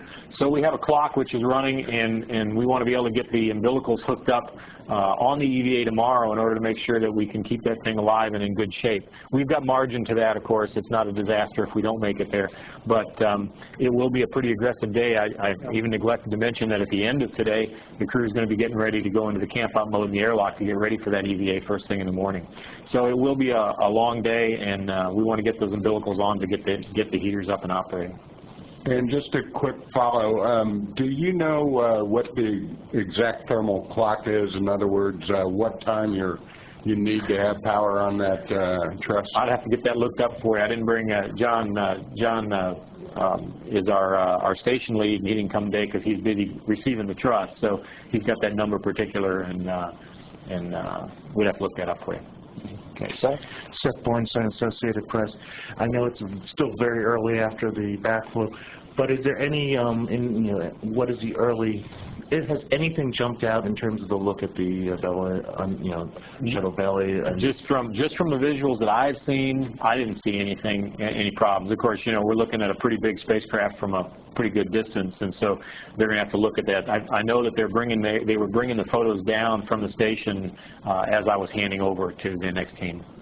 And when do you think by the MMT today you'll have a good idea whether there was anything that jumped out at you, and how close are you, essentially how close are you getting to not needing a focused inspection? Both good questions. Both I'm not quite sure how to answer, because until we've got the data, I really hate to speculate. I'm just guessing. The folks are working really hard. Working really fast. I've been quite impressed with the fact that they have been looking at things, and they've seen a few things that they originally said, oh, this might be an area of interest, and then I saw them tag back on their website saying, looked at it a second time, no problem, don't worry about it. So they're still looking at everything, and I hesitate to give you words that might be wrong. Irene Klops with Reuters. I have two questions. The first is, I think the TV picture wasn't on during hatch opening, and I just was curious if the crew all went aboard at once, or were there some of the astronauts that were still working on the grapple? No, they had grappled it. The way we set the timeline up, they did the grapple while we had somebody else working on getting the hatches open, and then when the hatches went open, I think I counted all 6 noses from our crew. It was kind of a crowded space station and the view across it, but I think everybody went across to get the safety briefing. So we had it set up so that we were working multitasking, and then everybody took a break to go across for the safety briefing. So that first picture was just after the hatch had opened? Yes. Okay. Yeah, it was the view from the station. Okay, and the other question I had is, I know everything's going really well, and I know you're not planning on any of this, but you do have I think, what passes for a pretty hard deadline for undocking, although the 7th was the last day to launch, and I know what happened there. So if something happened where you did need an extra day for a spacewalk for a solar array deployment, as well as some sort of focused inspection, how are you planning on handling that if you needed more than just the one contingency that you have? We actually have the ability to add that in there. We've got a day between the third EVA and the undock, which I wouldn't call an unnecessary day because it has got a lot of stuff in it, but it's things that we might reprioritize, and we could use that if we had to. There's some off-duty time in that day, and we could see what we do with that time rather than delay the undock another day. Thank you. Tarek Malik with Space.com and Space News. You mentioned earlier, I guess, about how good the crew is doing in terms of managing their time, and I know it's a very busy flight. I'm curious, how much leeway does Brent have, do the astronauts have in arranging what they're going to be doing at a specific time, given the deadlines that you have? He's got quite a bit of leeway. Brent has been in this business a very long time, and you learn what things are tied to orbital mechanics and sunset, sunrise, and coverage and the like, and what things can float. And he has a very good idea, as everybody does on the crew. This crew has been training longer than any crew I've ever worked with, and they're very, very flexible. We try and stay very flexible, and so far, if he has a question or thinks he doesn't know if something could be moved around, he just calls and asks, and we can give him the answer. So he's very, very smart about how this mission's put together. Bill? Yeah, Bill Harvey, CBS, with a dumb question, but I don't know the answer to it. Maybe you do. It's hanging off on the arm overnight, obviously, and I know that the arm must fail grappled if it fails. But would you just describe that to me? How do you know that it can't possibly get off the arm no matter what could possibly happen to the electrical system or whatever? Well, the way it's designed is just as you said. If it fails completely, it can't release. It's not. It's held in so that it doesn't need power to hold it. Okay. Okay, do we have additional questions here at Johnson Space Center? Seeing none, we'll go to Kennedy Space Center.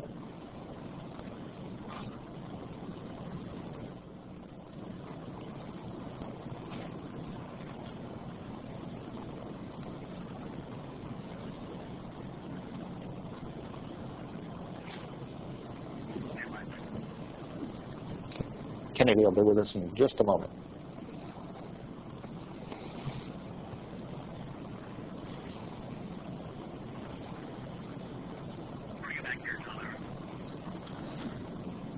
Okay, understand we're going to pass on Kennedy for the moment at least. Do we have any follow-ups here at Johnson Space Center? Okay, seeing none, we'll conclude this briefing. A programming reminder, we'll have the MMT briefing at 5 p.m. Central Time today. That's our next briefing on the agenda. Paul, thank you very much. Thank you. Thank you all for coming. Atlantis hat 2 Tage nach ihrem Start an der Internationalen Raumstation festgemacht. Die Besatzung der ISS mit dem deutschen Thomas Reiter nahm die 6 Astronauten in Empfang. Sie sollen bei mehreren Außeneinsätzen neue Sonnensegel für die Energieerzeugung an der Raumstation anbringen. Die Raumfähre Atlantis hat an der Internationalen Raumstation angedockt. Bei dem Manöver näherte sie sich der ISS mit einer Geschwindigkeit von knapp 2 Metern pro Minute. Der deutsche Thomas Reiter begrüßte die Astronauten der Atlantis, die sich nun auf die Montage von 2 tonnenschweren Sonnensegeln vorbereiten.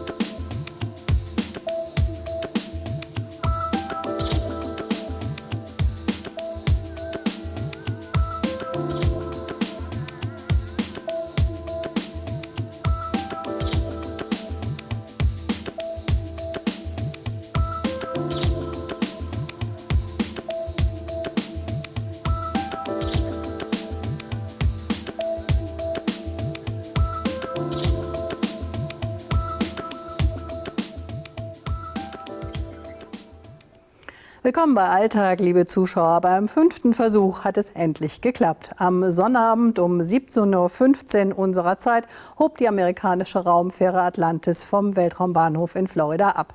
Seit dem 27. August musste der Start immer wieder verschoben werden. Mal schlug ein Blitz ein, mal drohte ein Tropensturm. Zuletzt gab es Probleme mit einer Brennstoffzelle und einem Sensor am Tank. Dann aber signalisierte das Kontrollzentrum, der Countdown läuft ohne Probleme. Am Samstagmorgen machte sich die Crew der Raumfähre schon zum 5. Mal auf in die Kabine der Atlantis und begann mit den Startvorbereitungen. Zuvor musste der Countdown 4-mal abgebrochen werden. Schlechtes Wetter und technische Schwierigkeiten hatten den Flug 2 Wochen lang immer wieder verzögert. Zuletzt war eine Tankanzeige einfach stehen geblieben. Am Samstag war vorläufig die letzte Möglichkeit, in den Orbit zu fliegen. Danach hätte das ganze Team bis Ende Oktober warten müssen. Die Raumfähren können nur in bestimmten Zeitfenstern zur ISS fliegen. Nie zuvor hatte sich eine Crew so lange auf den Start vorbereiten müssen. Die Astronauten wurden schon vor 4 Jahren ausgesucht und blieben bis heute zusammen. 6, 5, 3 main engines up and burning, 2, 1, and liftoff of Space Shuttle Atlantis, opening a new chapter in the completion of the international. Pünktlich um 11:15 Uhr Ortszeit hob das Shuttle mit den 6 Astronauten ab und legte einen Bilderbuchstart hin. Roger, roll, Atlantis.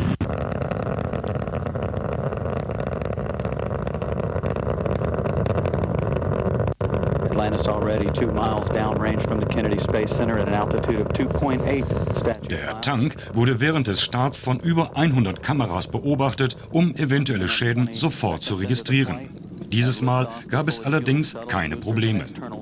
8 Minuten nach dem Start wurden die Haupttriebwerke abgestellt und der große Treibstofftank abgeworfen.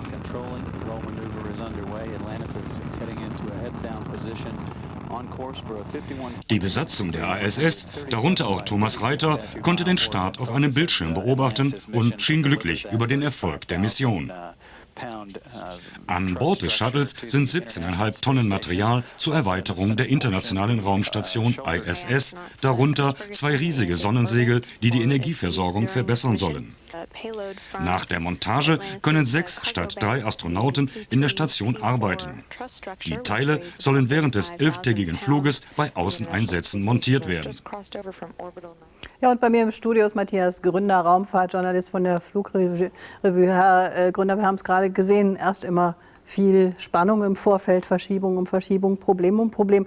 Und dann sieht der Start ganz kinderleicht aus. Welches Risiko geht die NASA ein? Die NASA geht nach ihrem eigenen Bekunden kein Risiko mehr ein, obwohl wir alle wissen, dass jeder Start mit Risiken verbunden ist. Aber man will natürlich, wenn man ein Problem hat, wie einen ausgefallenen Sensor, das nicht einfach übergehen und versucht natürlich deshalb, solche Bauteile auszuwechseln. Fangen wir mal mit den Problemen an, die es gegeben hat, jetzt abgesehen vom Wetter. Aber die Brennstoffzelle machte Ärger, die hat man nun inzwischen abgeschaltet. Für was braucht man die und hat man da noch redundante Systeme an Bord jetzt? Es gibt redundante Systeme an Bord natürlich. Die Brennstoffzellen sind dazu da, um die Bordenergie zu erzeugen, weil das Shuttle selbst über keine Solarzellen verfügt. Das heißt also, jeder Strom, der an Bord benötigt wird, muss aus der Brennstoffzelle durch Spaltung von Wasser in Wasserstoff und Sauerstoff erzeugt werden. Das wäre nicht so schlimm, wenn es während des Starts passierte. Dann könnte man mit den redundanten Systemen immer noch arbeiten. Aber vor dem Start sollte es möglichst nicht passieren. Der Sensor am Tank, deswegen ist die Discovery auch schon mal nicht gestartet. Wie wichtig ist der? Hat er jetzt nur Fehlalarm gegeben? Ob er Fehlalarm gegeben hat, weiß ich nicht. Wichtig ist natürlich jeder Sensor, aber man muss sich vorstellen, dass an einem solchen komplizierten und komplexen System, wie es das Shuttle darstellt, mehrere tausend Sensoren angebracht sind, die die ordentliche Arbeit sämtlicher Systeme melden sollen. In der Vergangenheit ist es schon mal passiert, dass man gesagt hat, okay, das ist nicht ganz so wichtig, da können wir darüber hinweggehen. Aber spätestens nach der Columbia-Katastrophe will dieses Risiko niemand mehr eingehen. Also wir reden gleich noch weiter und schauen jetzt einmal, was die Verantwortlichen der NASA über den Start gesagt haben. Das Mission Management Team hat gerade für 1,5 Stunden zusammengesessen. Dieses Team verfolgt einfach die normalen Prozesse und Prozeduren, die wir eingerichtet haben, und alles ist bisher sehr gut gelaufen. Wir haben das vor 7 Wochen auch schon genauso gemacht bei dem Flug der Discovery, und das Team leistet sehr gute Arbeit. Auch das operative Team ist sehr professionell mit den kleinen, geringen Problemen umgegangen, die wir hatten, und die Besatzung hat ja einen sehr engen Zeitplan vor sich und hat aber schon 1,5 bis 2 Stunden Vorsprung vor dem Zeitplan. Auch die leisten also Hervorragendes. Wir haben uns den Status der Raumfähre angeschaut, wie wir das immer machen, auf Grundlage der Bildauswertung. Die Atlantis sieht sehr gut aus. Es gibt eine Reihe kleinerer Probleme. Als erste betrifft das Rudersystem, also genauer gesagt das Ruder für das Trimmen des Neigungswinkels beim Wiedereintritt in der letzten Phase des Landeanflugs. Dort gibt es 4 Steuerkreisläufe für die Hydraulik, die redundant ausgelegt sind, und einer dieser Steuerkreisläufe zeigte Anomalien während des Starts. Es sieht so aus, als gäbe es da ein Problem der Elektronik. Aber wie gesagt, diese Hydraulikkreisläufe, Steuerungskreisläufe sind redundant ausgelegt. Und zurzeit ist dieses System noch so geschaltet, dass alle 4 mit Strom versorgt werden, aber während des letzten Checks vor dem Wiedereintritt werden wir wohl manuell diesen defekten Steuerkreislauf ausschalten und mit den 3 redundant ausgelegten landen. Das sollte gar kein Problem sein. Also die Verantwortlichen bei der NASA sind natürlich heilfroh, dass das am Sonnabend jetzt alles gut geklappt hat. Die NASA ist in einem ungeheuren Zeitdruck. Warum? Wir müssen davon ausgehen, dass die Shuttles ja nur noch bis 2010 im Dienst bleiben sollen und nach der gegenwärtigen Planung dann wirklich außer Dienst gestellt werden. Bis zu diesem Zeitpunkt müssen aber sämtliche Bauteile, die sich zurzeit am Boden befinden, in die noch geliefert werden, bis zum Endausbau der Station in die Umlaufbahn gebracht werden. Und das kostet natürlich Zeit, und man versucht, das auch so schnell wie möglich alles hinter sich zu bringen. Können die Russen da helfen?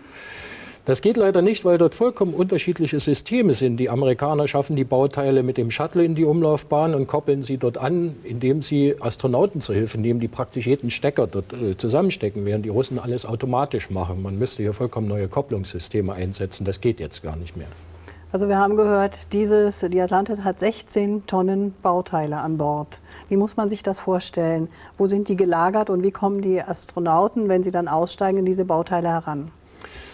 Im gegenwärtigen Moment handelt es sich bei dem größten Bauteil um die Erweiterung des Solarzellentraktes. Das heißt also eine Gitterkonstruktion und die bereits erwähnten bis zu 70 Meter langen 2 Solarzellenflügel, die allerdings natürlich nicht im Ganzen in der Ladebucht untergebracht sind, sondern das muss man sich vorstellen wie große fassartige Kanister. Die werden dann ausgeladen, montiert und wenn alles an Ort und Stelle ist, wird es ausgerollt, ausgefahren. Die Astronauten kommen aus dem Innenraum des Shuttles durch die Luftschleuse in den Laderaum und wenn dann alles mit dem Kranarm des Shuttles an Ort und Stelle gebracht wurde, beginnt ihre Arbeit der Montage, des Zusammensteckens, des Anschlusses der elektrischen Systeme. Ist das auch in der Schwerelosigkeit körperlich schwere Arbeit? Das ist auf jeden Fall schwere körperliche Arbeit, weil wir immer sagen, es ist zwar Schwerelosigkeit, aber wir dürfen nicht vergessen, die Bauteile haben ja trotzdem eine Masse. Sie haben kein Gewicht, aber Masse. Das heißt, sie müssen trotzdem schwer körperlich arbeiten. Es ist auch nicht ganz so einfach, mit diesen klobigen Handschuhen zum Beispiel feine Arbeiten vorzunehmen. Erstmal vielen Dank bis hierhin. Wir reden gleich noch mal weiter. 8 Minuten braucht die Raumfähre vom Start ins All. Dann erreicht sie ihre Umlaufbahn und nähert sich der Internationalen Raumstation. Bevor sie andocken kann, wird sie nochmals von allen Seiten auf mögliche Schäden hin inspiziert. Und sie dockte heute danach erfolgreich an. Heute Mittag um 12:46 Uhr mitteleuropäischer Zeit näherte sich die 120 Tonnen schwere Raumfähre planmäßig der Raumstation ISS. Dabei näherte sich die Atlantis zwar sehr langsam an die 183 Tonnen schwere Raumstation an, die Geschwindigkeit von beiden betrug bei dem Manöver aber rund 15.000 Kilometer in der Stunde.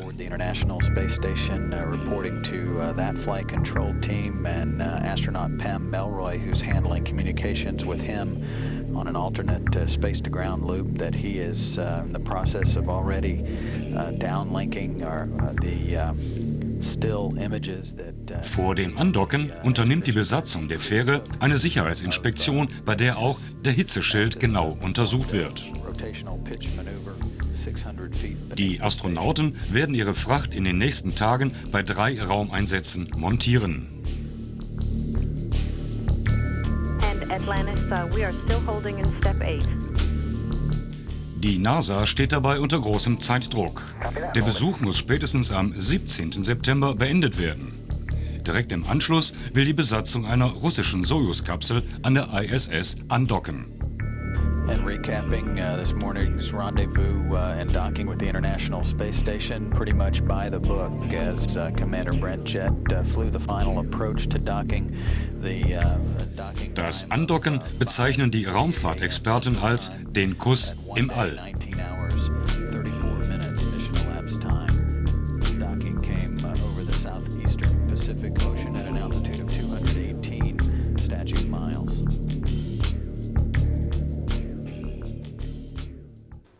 Ja, und wenn die ISS jetzt weiter ausgebaut wird, dann hat sie mehr Strom für die Astronauten. Im Moment arbeiten dort 3 dauerhaft, dann können 6 dort oben bleiben. Was können denn 6 mehr machen als die 3, die im Moment oben auf der Station dauerhaft sind? Wir müssen davon ausgehen, dass die gegenwärtigen 3 Astronauten in der meisten Zeit an Bord damit zu tun haben, die Station am Laufen zu halten. Sie müssen also den Betrieb überwachen, sie müssen kleinere Reparaturen ausführen und Ähnliches. Das heißt, es bleibt relativ wenig Zeit für Experimente. Wenn 6 Astronauten an Bord sind, dann können mindestens 4 von denen ständig Experimente durchführen, was ja der eigentliche Sinn der ganzen Aktion ist. Die Shuttles sollen 2010 außer Dienst gestellt werden. Die Frage ist, wenn die ISS bis dann nicht fertig zusammengebaut ist, können die Shuttles auch noch etwas länger fliegen oder sind sie dann vom Material auch nicht mehr flugfähig? Ich glaube schon, dass sie noch flugfähig werden. Das ist zuvorderst eine politische Entscheidung. Dass sie 2010 außer Dienst gehen sollen, hat ja Präsident Bush entschieden. Bis zu diesem Zeitpunkt werden aber Neuwahlen stattgefunden haben. Und ob sein Nachfolger dann anders entscheidet, muss man abwarten. Zumindest sind seit Columbia mehr als $10 Milliarden in die Shuttles investiert worden, sodass sie theoretisch auch noch länger fliegen könnten. Diese Crew, die jetzt ins All gestartet ist, arbeitet seit 2002 zusammen. Das ist die am längsten auf den Start gewartet hat. Ist das eine Voraussetzung für einen Astronauten? Muss er so zielstrebig, so hartnäckig sein, dass er eine solche Durststrecke durchhält? Das muss jeder Astronaut sein, wenn wir uns überlegen, dass allein Thomas Reiter zwischen seiner letzten Mission auf der Mir-Station und der jetzigen auf der ISS fast 10 Jahre warten musste. Also diese Ausdauer muss man schon haben. Interessant ist aber vor allem, dass diese Astronauten ja für eine ganz bestimmte Mission trainiert werden, wie gerade jetzt das Anbringen der neuen Solarzellenflächen. Und da wird es nicht viel helfen, die Besatzung einfach auszutauschen, weil die mit dem Training vollkommen neu beginnen müsste. Matthias Gründer von der Flugrevue, vielen Dank für Ihren Besuch bei uns im Studio. Das war Alltag für heute. Ich danke Ihnen für Ihr Interesse. Am Mittwoch sind wir wieder für Sie da, wie gewohnt um 22:45 Uhr. Guten Abend.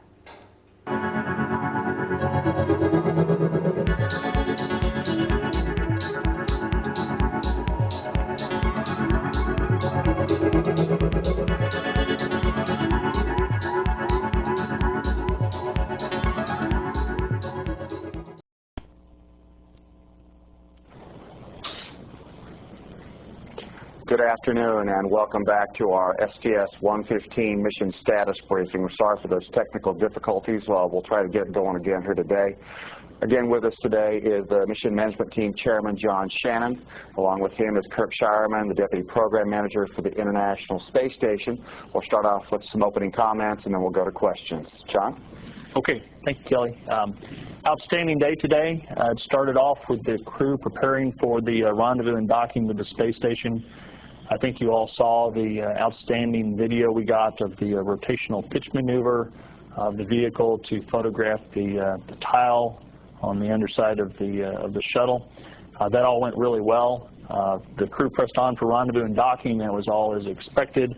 It was good to see the hatch opening and the crews coming together. And then, of course, we took the cargo out of the payload bay of the orbiter, and Kirk will tell you more about that. In the MMT today, we talked about where we are in our inspection profile, and we did bring down all of the rotational pitch maneuver photographs that the ISS crew took. We had all of the 800-millimeter photos down on the ground as of the time I left the control center. The initial report was that all of the tile on the undersurface of the vehicle looks great. There were 3 gap fillers, and we've talked about the gap fillers before on previous missions. It's the small, it's almost like a felt cardboard type material that goes between tiles. We had 3 of those that were protruding, 1 on each external tank door, and we have a picture here of the one that's the most significant. You can see this is on the left external tank door, and it is almost gone. It is just barely hanging in there by one little corner of the gap filler. The one on the starboard ET door side looks like it was ripped away. It's very, very small protrusion. And then there was a small gap filler sticking up 0.15 inches on the port wing. And I don't have a good picture of that one yet, but we'll bring it in tomorrow. None of these really concern the team a great deal at this time. The one on the external tank door is very similar to the one that we cleared on STS-121, and the team is going to go through the normal process of looking at that and when it might trip the aerodynamic boundary layer and cause some additional heating. This process we honed on STS-121 to understand the impacts. The team will go through that and we'll get a report in subsequent days whether that will be any kind of impact to us. I do not expect it to be. We also got at the MMT the initial report on the Flight Day 2 inspection of the wing leading edge, just to tell you how closely they look at all the different areas in the wing. There were 495 regions of interest that the team identified. That's very consistent with the previous 2 flights. 116 of those were in our baseline photography, so they were automatically thrown out. They were things that we launched with. Another 318 of them were just considered benign, and there were 61 of them that were under review, which might worry you, but what that means is it just is a further level of looking at where it is, what kind of heating would happen during reentry in that area, and then deciding whether it was something that needed to be looked at further or not. The big decision today is whether we will end up doing a focused inspection on this flight. If you remember, the the baseline plan, because it was a little more difficult to execute, was not to do a focused inspection, but if one was required, we would put that in an additional flight day in between EVA 1, which is tomorrow, and EVA 2, which is scheduled for day after tomorrow. Mission Operations Director at the Flight Control Team, they have a plan for both, whether we do it or whether we don't. They have told the engineering and orbiter teams that they need that decision by tomorrow morning at 8 o'clock. So what I did in the MMT is we did not debate focused inspection, non-focused inspection. That meeting is going on right now. The engineering and orbiter teams are looking very closely at whether a focused inspection is required. They're going through all their regions of interest. And if they come out of their meeting and decide no focused inspection is required, we would go fly the flight plan for tomorrow exactly as it was written pre-flight. And if they come out and say we do need a focused inspection and here are the areas that we want to go look at, MOD would not change anything tomorrow except for at the very end of the day when the EVA crew would go into their camp-out mode to pull the nitrogen out of their system. We wouldn't do that. Instead, we would uplink what regions of interest the crew was going to look at. They would get kind of a pre-brief on what they would do for focused inspection and proceed with that. So the MMT is really not going to meet to decide that one way or the other. It's a very straightforward engineering decision whether that's required, and the Mission Operations Director, the Flight Control Team, will execute whatever is required by that engineering team. So I feel very comfortable with that. If I were asked to give a percentage, I would say it's about 50-50. There was not much on the tile side that anybody was concerned about. I think the gap fillers, they had enough information on it. The wing leading edge, it does not look like there's anything above and beyond things we've seen previously in flight. But if there's any doubt in the engineering team's mind, if they need any engineering data, we'll go do it. And we'll go collect that data for them, and then it's not a big impact to us. So we'll hear that. I think they were targeting, Steve Polis, who was running the meeting, was targeting about 6 o'clock tonight to come out and tell the team what the recommendation was, and then we would hear that tomorrow with the MMT. But the decision in the flight plan will already be done by that time. Other things we reviewed at the mission management team today, we had the Kennedy Space Center team that does the pad inspection came in and talked to us, and there were absolutely no anomalies with the launch pad and the infrastructure out there. It all worked exactly as planned. We got the ascent performance summary from the Marshall Space Flight Center, and it's the quick look review of how the main engines worked, how the solid rocket boosters worked, and how the external tank worked. And they were all completely normal. There were no anomalies noted in any of those systems. In fact, for the engine cutoff sensors, which we had an issue with pre-launch, it appeared that they all worked just fine, although the liquid hydrogen per design really never becomes uncovered, so it never really goes to dry. It looked like it was still covered with hydrogen at main engine cutoff. As expected, the liquid oxygen sensors that are down in the orbiter aft fuselage, they flashed dry just after MECO when whatever residual oxygen uncovers those sensors. We've seen that on many flights, and that's expected. But it just kind of tells you the way we load is appropriate to, if we're going to have a cutoff, that we would cut off on liquid oxygen, not on liquid hydrogen. It also tells you that the main engines were performing as expected. One of the problems we launched with was the loss of a single phase in fuel cell 1. It is behaving as expected. It is producing power and carrying its share of the load. We have seen no degradation in that fuel cell at all. The speed brake flight control system channel 3 that we saw during ascent, it was a little bit anomalous. We have that electronics box that provides that signal on all the time, and at night we go to a telemetry load so we can look at that. We looked at it all last night and it didn't show any problems. I would expect that we still will bypass that and not use that flight control channel for that speed brake, and we'll do that during the flight control systems checkout. So overall today in the MMT was fairly short. We just had status reviews with imagery teams, with the Marshall elements, with the KSC elements. The orbiter is performing extremely well, and the appropriate people are off working through the process to determine whether focused inspection will be required or not. And as soon as we know that tonight, we'll let folks know, and that'll come out through the Public Affairs Office. That's all I have. Okay. Thanks, John. Kurt? See, as is our tradition in the International Space Station program, during dock missions, we conduct a daily ISS mission management team, which is daily is a little higher frequency than we do it during normal operations. This morning was our first ISS mission management team. It includes representatives from the Shuttle program, various organizations here in the United States, as well as our international partners. We have the Canadian Space Agency, our Russian partners, and also ESA right now is participating as well. At this point in time, we're not working any significant issues in the ISS mission management team. We did have an excellent day on board the International Space Station today. As John mentioned, the docking was outstanding, and it's great to see to have visitors on board the International Space Station. It's great to see all those people on board. We once docked, we went immediately to work. The crew unberthed the P3, P4 truss from the shuttle with the shuttle arm and maneuvered it to a handoff position. And Steve McLean was at the control of the station arm, Canada Arm 2. And Steve's a Canadian, and I'm sure he was very proud to be operating the Canadian Arm 2.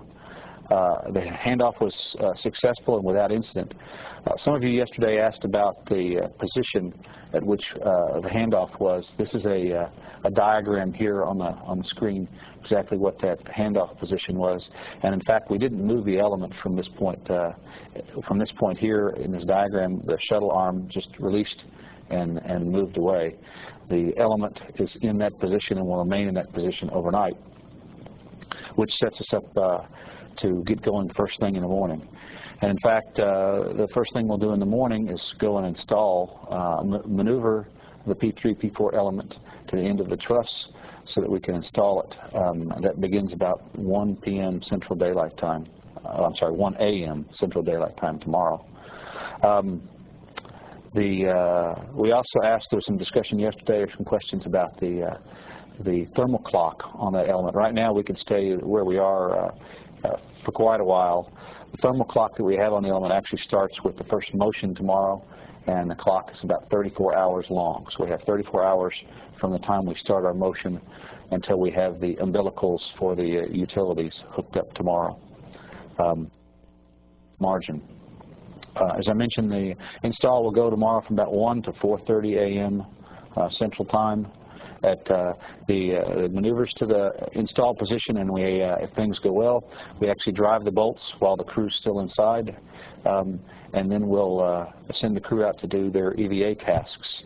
And the EVA tasks tomorrow are to mate those umbilicals, and then do some preparatory work for the solar array wing deployment. That's we remove some launch restraints on the solar array blanket boxes. We rotate a keel pin.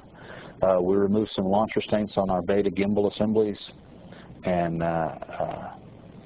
we also prepare the solar array rotary joints, the SARGs, by removing some drive lock assemblies. Let's see, the last thing that happened today is the crew, just prior to sleep, the crew went into the airlock for the campout, and the airlock was properly configured, and the campout is going exceedingly well. So we're ready for tomorrow's activities. It's a big day for the space station program tomorrow. That's all the comments I have. Okay. Thank you, gentlemen. We'll go to questions now, and start with Seth here. Seth Bornstein, Associated Press. John, if it's 50-50 on whether you'll have a focused inspection, forgive me, I mean, everything you said you'd look at, this is not much. What would it be just more a reassurance thing?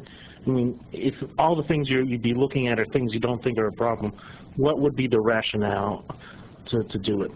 Well, of course, it's not up to me to decide whether it's a problem or not, right? It's the engineers and the analysts that go and look at the areas and make sure it's not.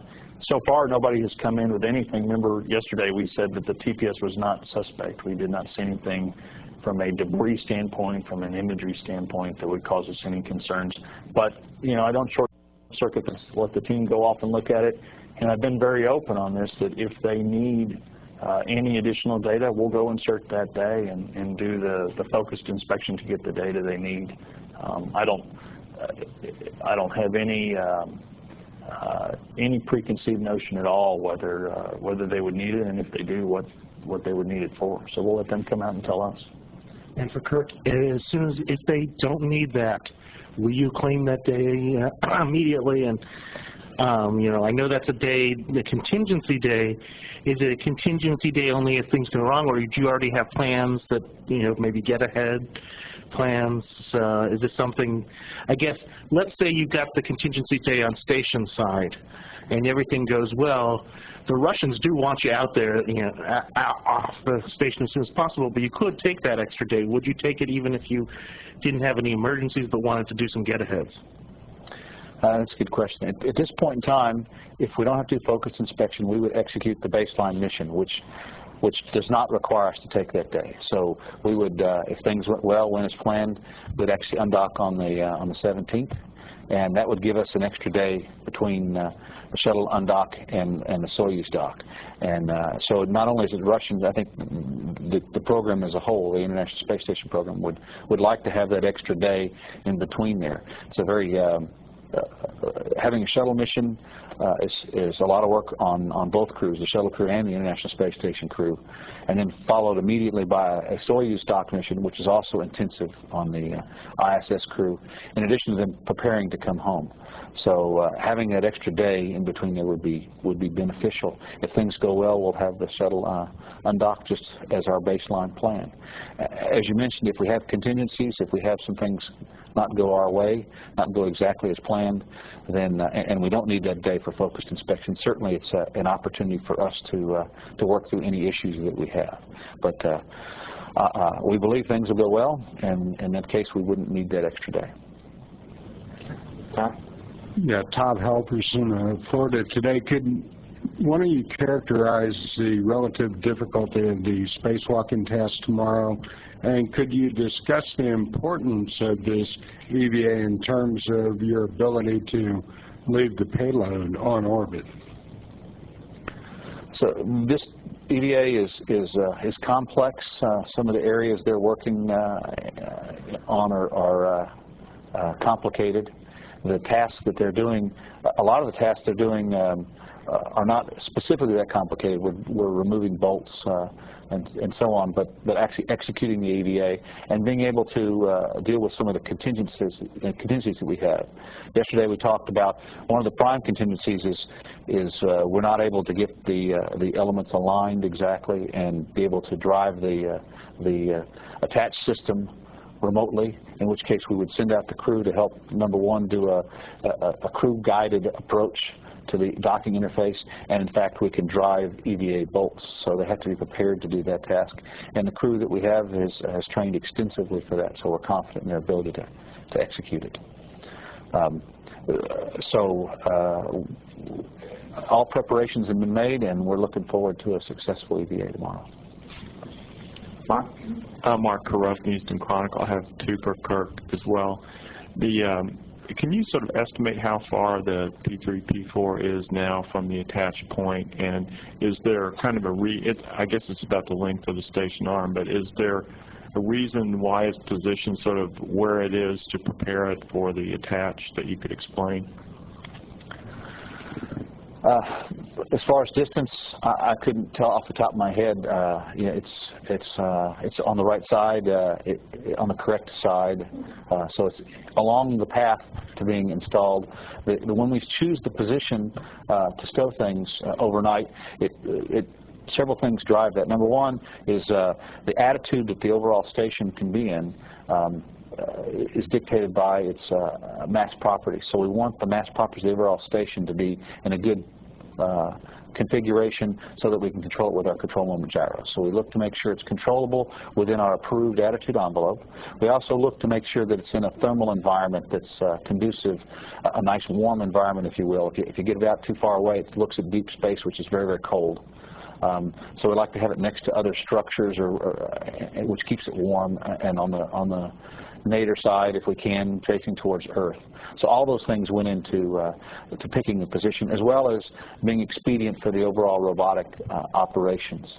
So I can't, as far as the overall distance, I couldn't tell you. If you'd like, I can look it up and give you an exact distance after the meeting. Okay, thanks very much. The other question I had to do with the number of umbilicals that hook up tomorrow. Do you know approximately how many that is, or are the ones that really turn the clock off, so to speak? Let's see, we have P1 and P3 upper and lower umbilical interfaces. I guess I'll need to look and make sure. Those two are the ones that stop the clock. When we hook those umbilicals up, we have power from the rest of the station, from the arrays that are already deployed, to warm the boxes that are on the truss that we're installing, and it'll take power from the rest of the station until we deploy its solar arrays several days, the day after EVA2. But again, I have some data here. I can look that up and give you an exact number. Irene Faltz with Reuters. I have a couple of gap filler questions. Or any of the three that are protruding among the ones that were replaced in those? There were a few different critical areas that KFC had replaced, and I have a follow-up. Okay. No, they weren't. We saw on Discovery on 121, we had a gap filler that was out in front of the ET doors, so we hustled over to Atlantis and replaced all those in front of the ET doors, and now we have gap fillers coming out on the ET doors themselves, so that was kind of a surprise. It was a double surprise because if you remember, of course, the ET doors are opened for launch, so these gap fillers actually came out in the area between the door and the surface of the orbiter skin. So there's just a very small, about a 2-inch gap between the door and the surface, and they worked their way out. And then when we closed the ET doors and latched them, there they were sitting there. And so that was a little bit of a surprise, just that could even happen. These were not put in with any new process. They've been in there for quite a while. Some of the work that's being done is to go find out when they were installed and get the installation data, and take a look at the analytical work that was done on STS-121 from a thermal standpoint. It's very similar to the one that we looked at that was sticking out about 1.4 inches on STS-121. So no, these were not replaced. And the other ones are, if you do need to do anything to pull them, can that work be done on any of the existing EVAs? And these, I assume, were picked up in station photography, and I'm just wondering, kind of in a future big picture perspective, how comfortable you feel about flying a mission not to station like to Hubble, where you wouldn't have the ability to know if gap fillers are sticking out or not. Okay, two very different questions. The first one, I don't know if we have an option to integrate gap filler pull in any of the EVAs, certainly not EVA1 or EVA2. If the team comes back and says that that's an option, then we'll turn MOD on to go and look at that, but that has not been done yet. The second question, the perception is wrong. We would be able to go and see if we had any gap fillers sticking out with the boom if we flew like to Hubble, is what I assume your question was. We would have the capability to put the boom on the underside of the vehicle and scan it very much like we would from the photography we get from the station. So the thought that we would not get a full inspection on the Hubble mission is not true. We would. Mike? Mike Cabbage with the Orlando Sentinel for John. Sort of another big picture TPS question. To somebody looking at the process from the outside 14 months ago when you guys returned to flight on Discovery, it looked like the whole process of looking at some of the imagery you had and looking at gap fillers and things of that sort, there was a lot more, I don't know, uncertainty about it. What does this mean? What do we need to do here?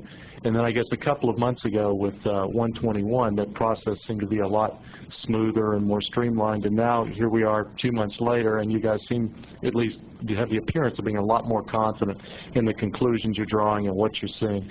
Can you talk about how this whole thing has sort of evolved over the last 14 months and what you've learned? And is that the case? Are you a lot more confident now about the things you're seeing and what they mean on orbit? Yeah, that's very perceptive, and that's exactly right. We were talking about it as we walked out of the MMT meeting. This is just standard work now. You know, things that were a surprise to us on 114 or 121, it's now standard work. It's standard processes. The guys say, oh, we have a gap filler and it's here. We just did that work on 121. We know exactly what subsystems to go talk to. We know exactly what thermal things models we need to go run. So from a process standpoint, we're not surprised by any of these things, and we know what to go do to go analyze it. The other piece, though, that's really critical is that we have real flight data now. And on 121, we were able to get thermocouple data behind the protruding gap filler on the wing, and then even some thermal data on the one that was in front of the ET door. The wing was great because it was out at a certain height, and you had a thermocouple right behind it, and when we landed, it was still at that same height. The ET door one was a little bit different because it ripped off, and you don't know exactly when it ripped off, so you didn't get as much data out of that one as you wanted to. So you learned, and we found out that our models were fairly conservative on the one on the port wing. The transition was later than we had predicted. To be not a great deal, but enough to make a significant difference from a thermal standpoint. So then you say, well, I have these models that were theoretical before, but now I can base them on flight data. It's the same thing with like the NOACs, the repair for RCC. We had NOACs that was put on in a human thermal vac chamber, and we take it to the arc jet. But people say, well, but will it really work in a vacuum? Will it really work with an astronaut in a suit putting it on, in zero G in a vacuum? Well, we did that on 5 samples, and we brought them back, and it was real damage from MMOD or other impactors out at Southwest Research, and we put them in the arc jet, and they worked great. So you do. The team does have a lot of confidence. This is a really challenging mission from a space station assembly standpoint. It was so beneficial to us to fly 114, to fly 121, to see these things, to be able to grapple with them and not have the complication of the assembly mission on top of it. We learned so much. We learned how to do it. We learned who needs to know what when, how to hand off data from one group to the next.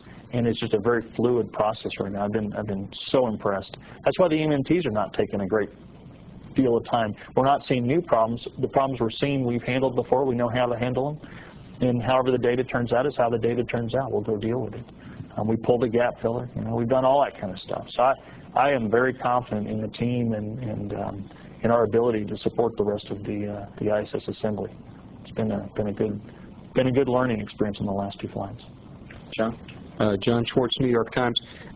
Seen some numbers on just how much clearance there was for the truss today coming out of the payload, 1 inch, 2 inches, and I just would like to know what the precise number is, if you can give it. No, I can't give it to you off the top of my head. Very, very tight, but again, it's something we've worked through extensively. When we create these operations, we look at all the constraints, and we look at all the views and all the data that we have, plus the variation, because it's manually controlled, the variations of the operators, and make sure that we're absolutely going to be clear of any hardware. In this case, it was the sill. But we also make sure that the other joints are clear of the other structure. Make sure that the same is true for the station arm. So if you'd like, I can find that out here in short order afterwards, and I'll get that to you. It's a number we're going to be using, so... Absolutely. I'll find that out here as soon as we're done. All right. Thank you. Todd Alec with Space.com and Space News, I think, for Kirk. I was curious, I guess, this is a pretty packed EVA, as you mentioned yesterday.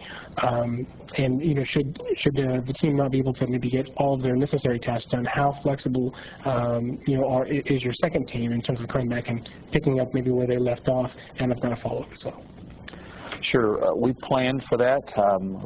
We plan an EVA, and we actually execute engineering runs to figure out how long they're going to be, and we have this crew, the actual crew members, perform the EVA in the water and run through it. But certainly we understand that real life can be different than our best efforts in our training facilities. So our plan is for EVA-1 to go. If some tasks don't get accomplished on EVA-1, the second crew is also trained for those tasks.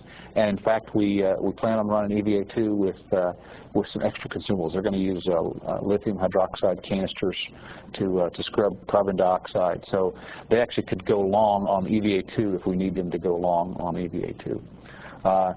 And finally, we prioritize things so that the tasks that are on EVA-3 could be bumped and we could do some additional tasks. The real key is we get all the tasks done on EVA-1 and EVA-2 that we need to get done so that we can rotate the solar array, rotary joint, the SARG, and then deploy the arrays the next day. So that's the key. We want to be able to get all those tasks that are required to do those two things done on EVA-1 and EVA-2. And because of the extra consumables we have in the suits, we believe that we'll be successful, even if things take a little longer than we expect. Thank you. And I just had one small question about the camp out itself. I believe when it was tested initially, back with the ISS crew members, I guess there was a glitch. It was a little shorter than they expected, but you had hoped you had enough data from that to know that it would work as planned here. And I'm just kind of curious, looking back on that, what did you learn, I guess, from that initial test that gave you confidence now? Sure. We tested all our software. Before we do anything on it, we test all the software, we test all the hardware. The thing that's very difficult to do is test that all together with our procedures and the human involvement. So what we decided, because of the criticality of these EVAs that we're facing here tomorrow and the day after, we decided it made sense to do what we called a Station Detailed Test Objective. We call it SDTO. And so we put two ISS crew members in the airlock and went through the same exact procedure that we're doing today. And what we found is we found some procedural errors, I'll say errors. To the best of our ability, we went through all those procedures, but when you get on orbit with the real hardware, sometimes things operate slightly differently than when you expected. So we found an interaction between a couple of the pieces of hardware and the way we were operating them that caused an alarm to go off and wake the crew up. Because of that, we modified, number one, the mode that we put that hardware in, and number two, how our procedures operate should we have an issue with that hardware. So we believe that we know we won't have those specific problems, and because we did the test, we don't believe we will have any problems. So far things have been going outstanding, and that's in general the mode we try to do on the space station. We have really critical activities. If we can, we'd like to dry run those at some point prior to that time, so that they go flawlessly when they're time critical. Irene? Irene Klotz with Reuters. One other question about the position of the P3, P4 right now. How far, at its closest point, approximately, how far is it from the shuttle or the station structure itself? I mean, is it like an arm's length, human arm length, or just a couple feet? Just a ballpark on that. Sure. At its closest approach is the data I'll have to get you afterwards. It was as close as it's going to get to the shuttle when we pulled it out of the payload bay. Not right now. When we were actually maneuvering it out of the payload bay to this handoff position, during that when we were first pulling it out of the bay, it came really close to as planned, came close to the shuttle. That was its closest approach. Right now, it's I don't know, 8-10 feet away from the structure. I'll find the exact data here after the meeting.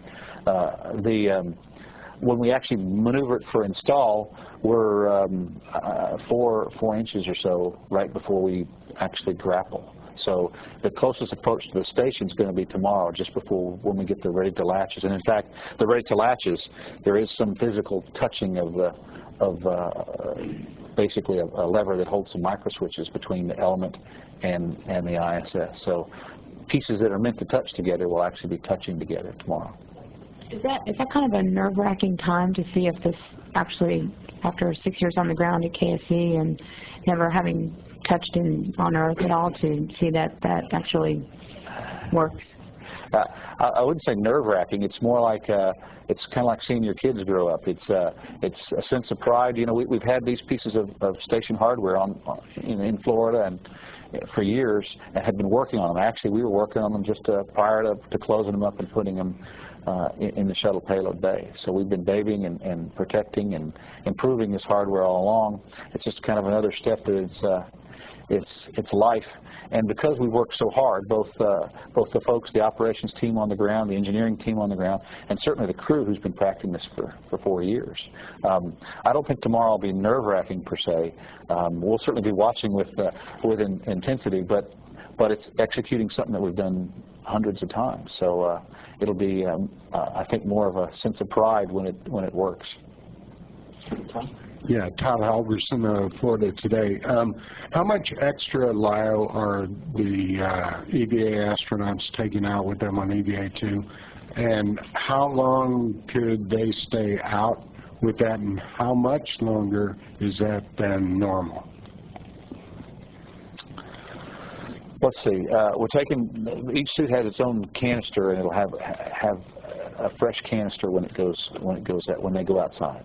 The EVAs are normally planned for 6.5 hours, and you could stay 7 at least, and we'll monitor the consumables. It's something that we can monitor as time goes on. But our plan would be 7 hours if things go.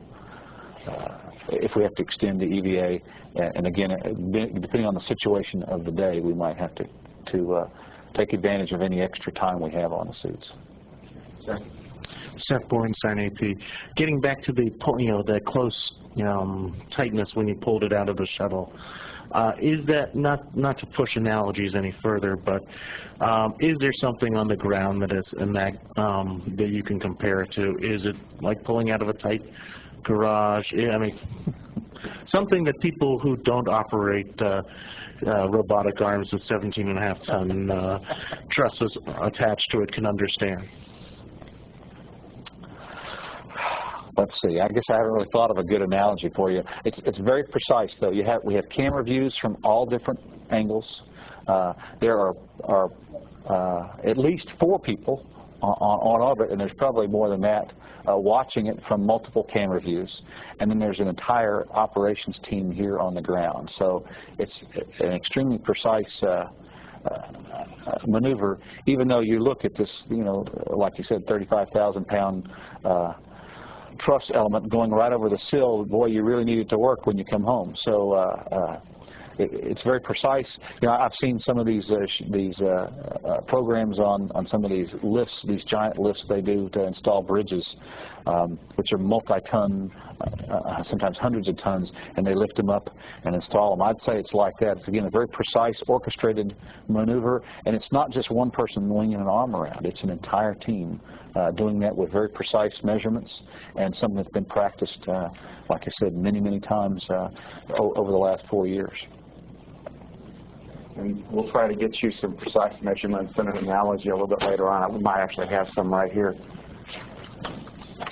How about that? I'm told that now the truss structure is about 22 feet from the space station, and that the actual least clearance we observed during unberthing today was 4.5 inches, and the least clearance that was used in planning was 3 inches. And right now there's a bias toward the aft during the unberth that helped to give the extra 1.5 inches. And the source of that information is the Payload Deployment and Retrieval Systems Officer in the Mission Control Center. We have no more questions here, so we'll go ahead and conclude this briefing. A couple of programming notes. Since this briefing kicked off a little bit early today, we're going to push our next event to 5 o'clock p.m. Central Time. That'll be the Flight Day 3 highlights. And then we'll have, again, the replay of this briefing at 7 as originally planned. The shuttle station crew is going to be waking up at 11:15 p.m. Central Time, and then they'll be beginning to maneuver the Space Station's robotic arm to the pre-installed position at 1 o'clock in the morning Central Time. This briefing tomorrow, we'll plan on having that at 5 o'clock, unless we have an opportunity following the NMT meeting to move it up again. Thank you very much for coming.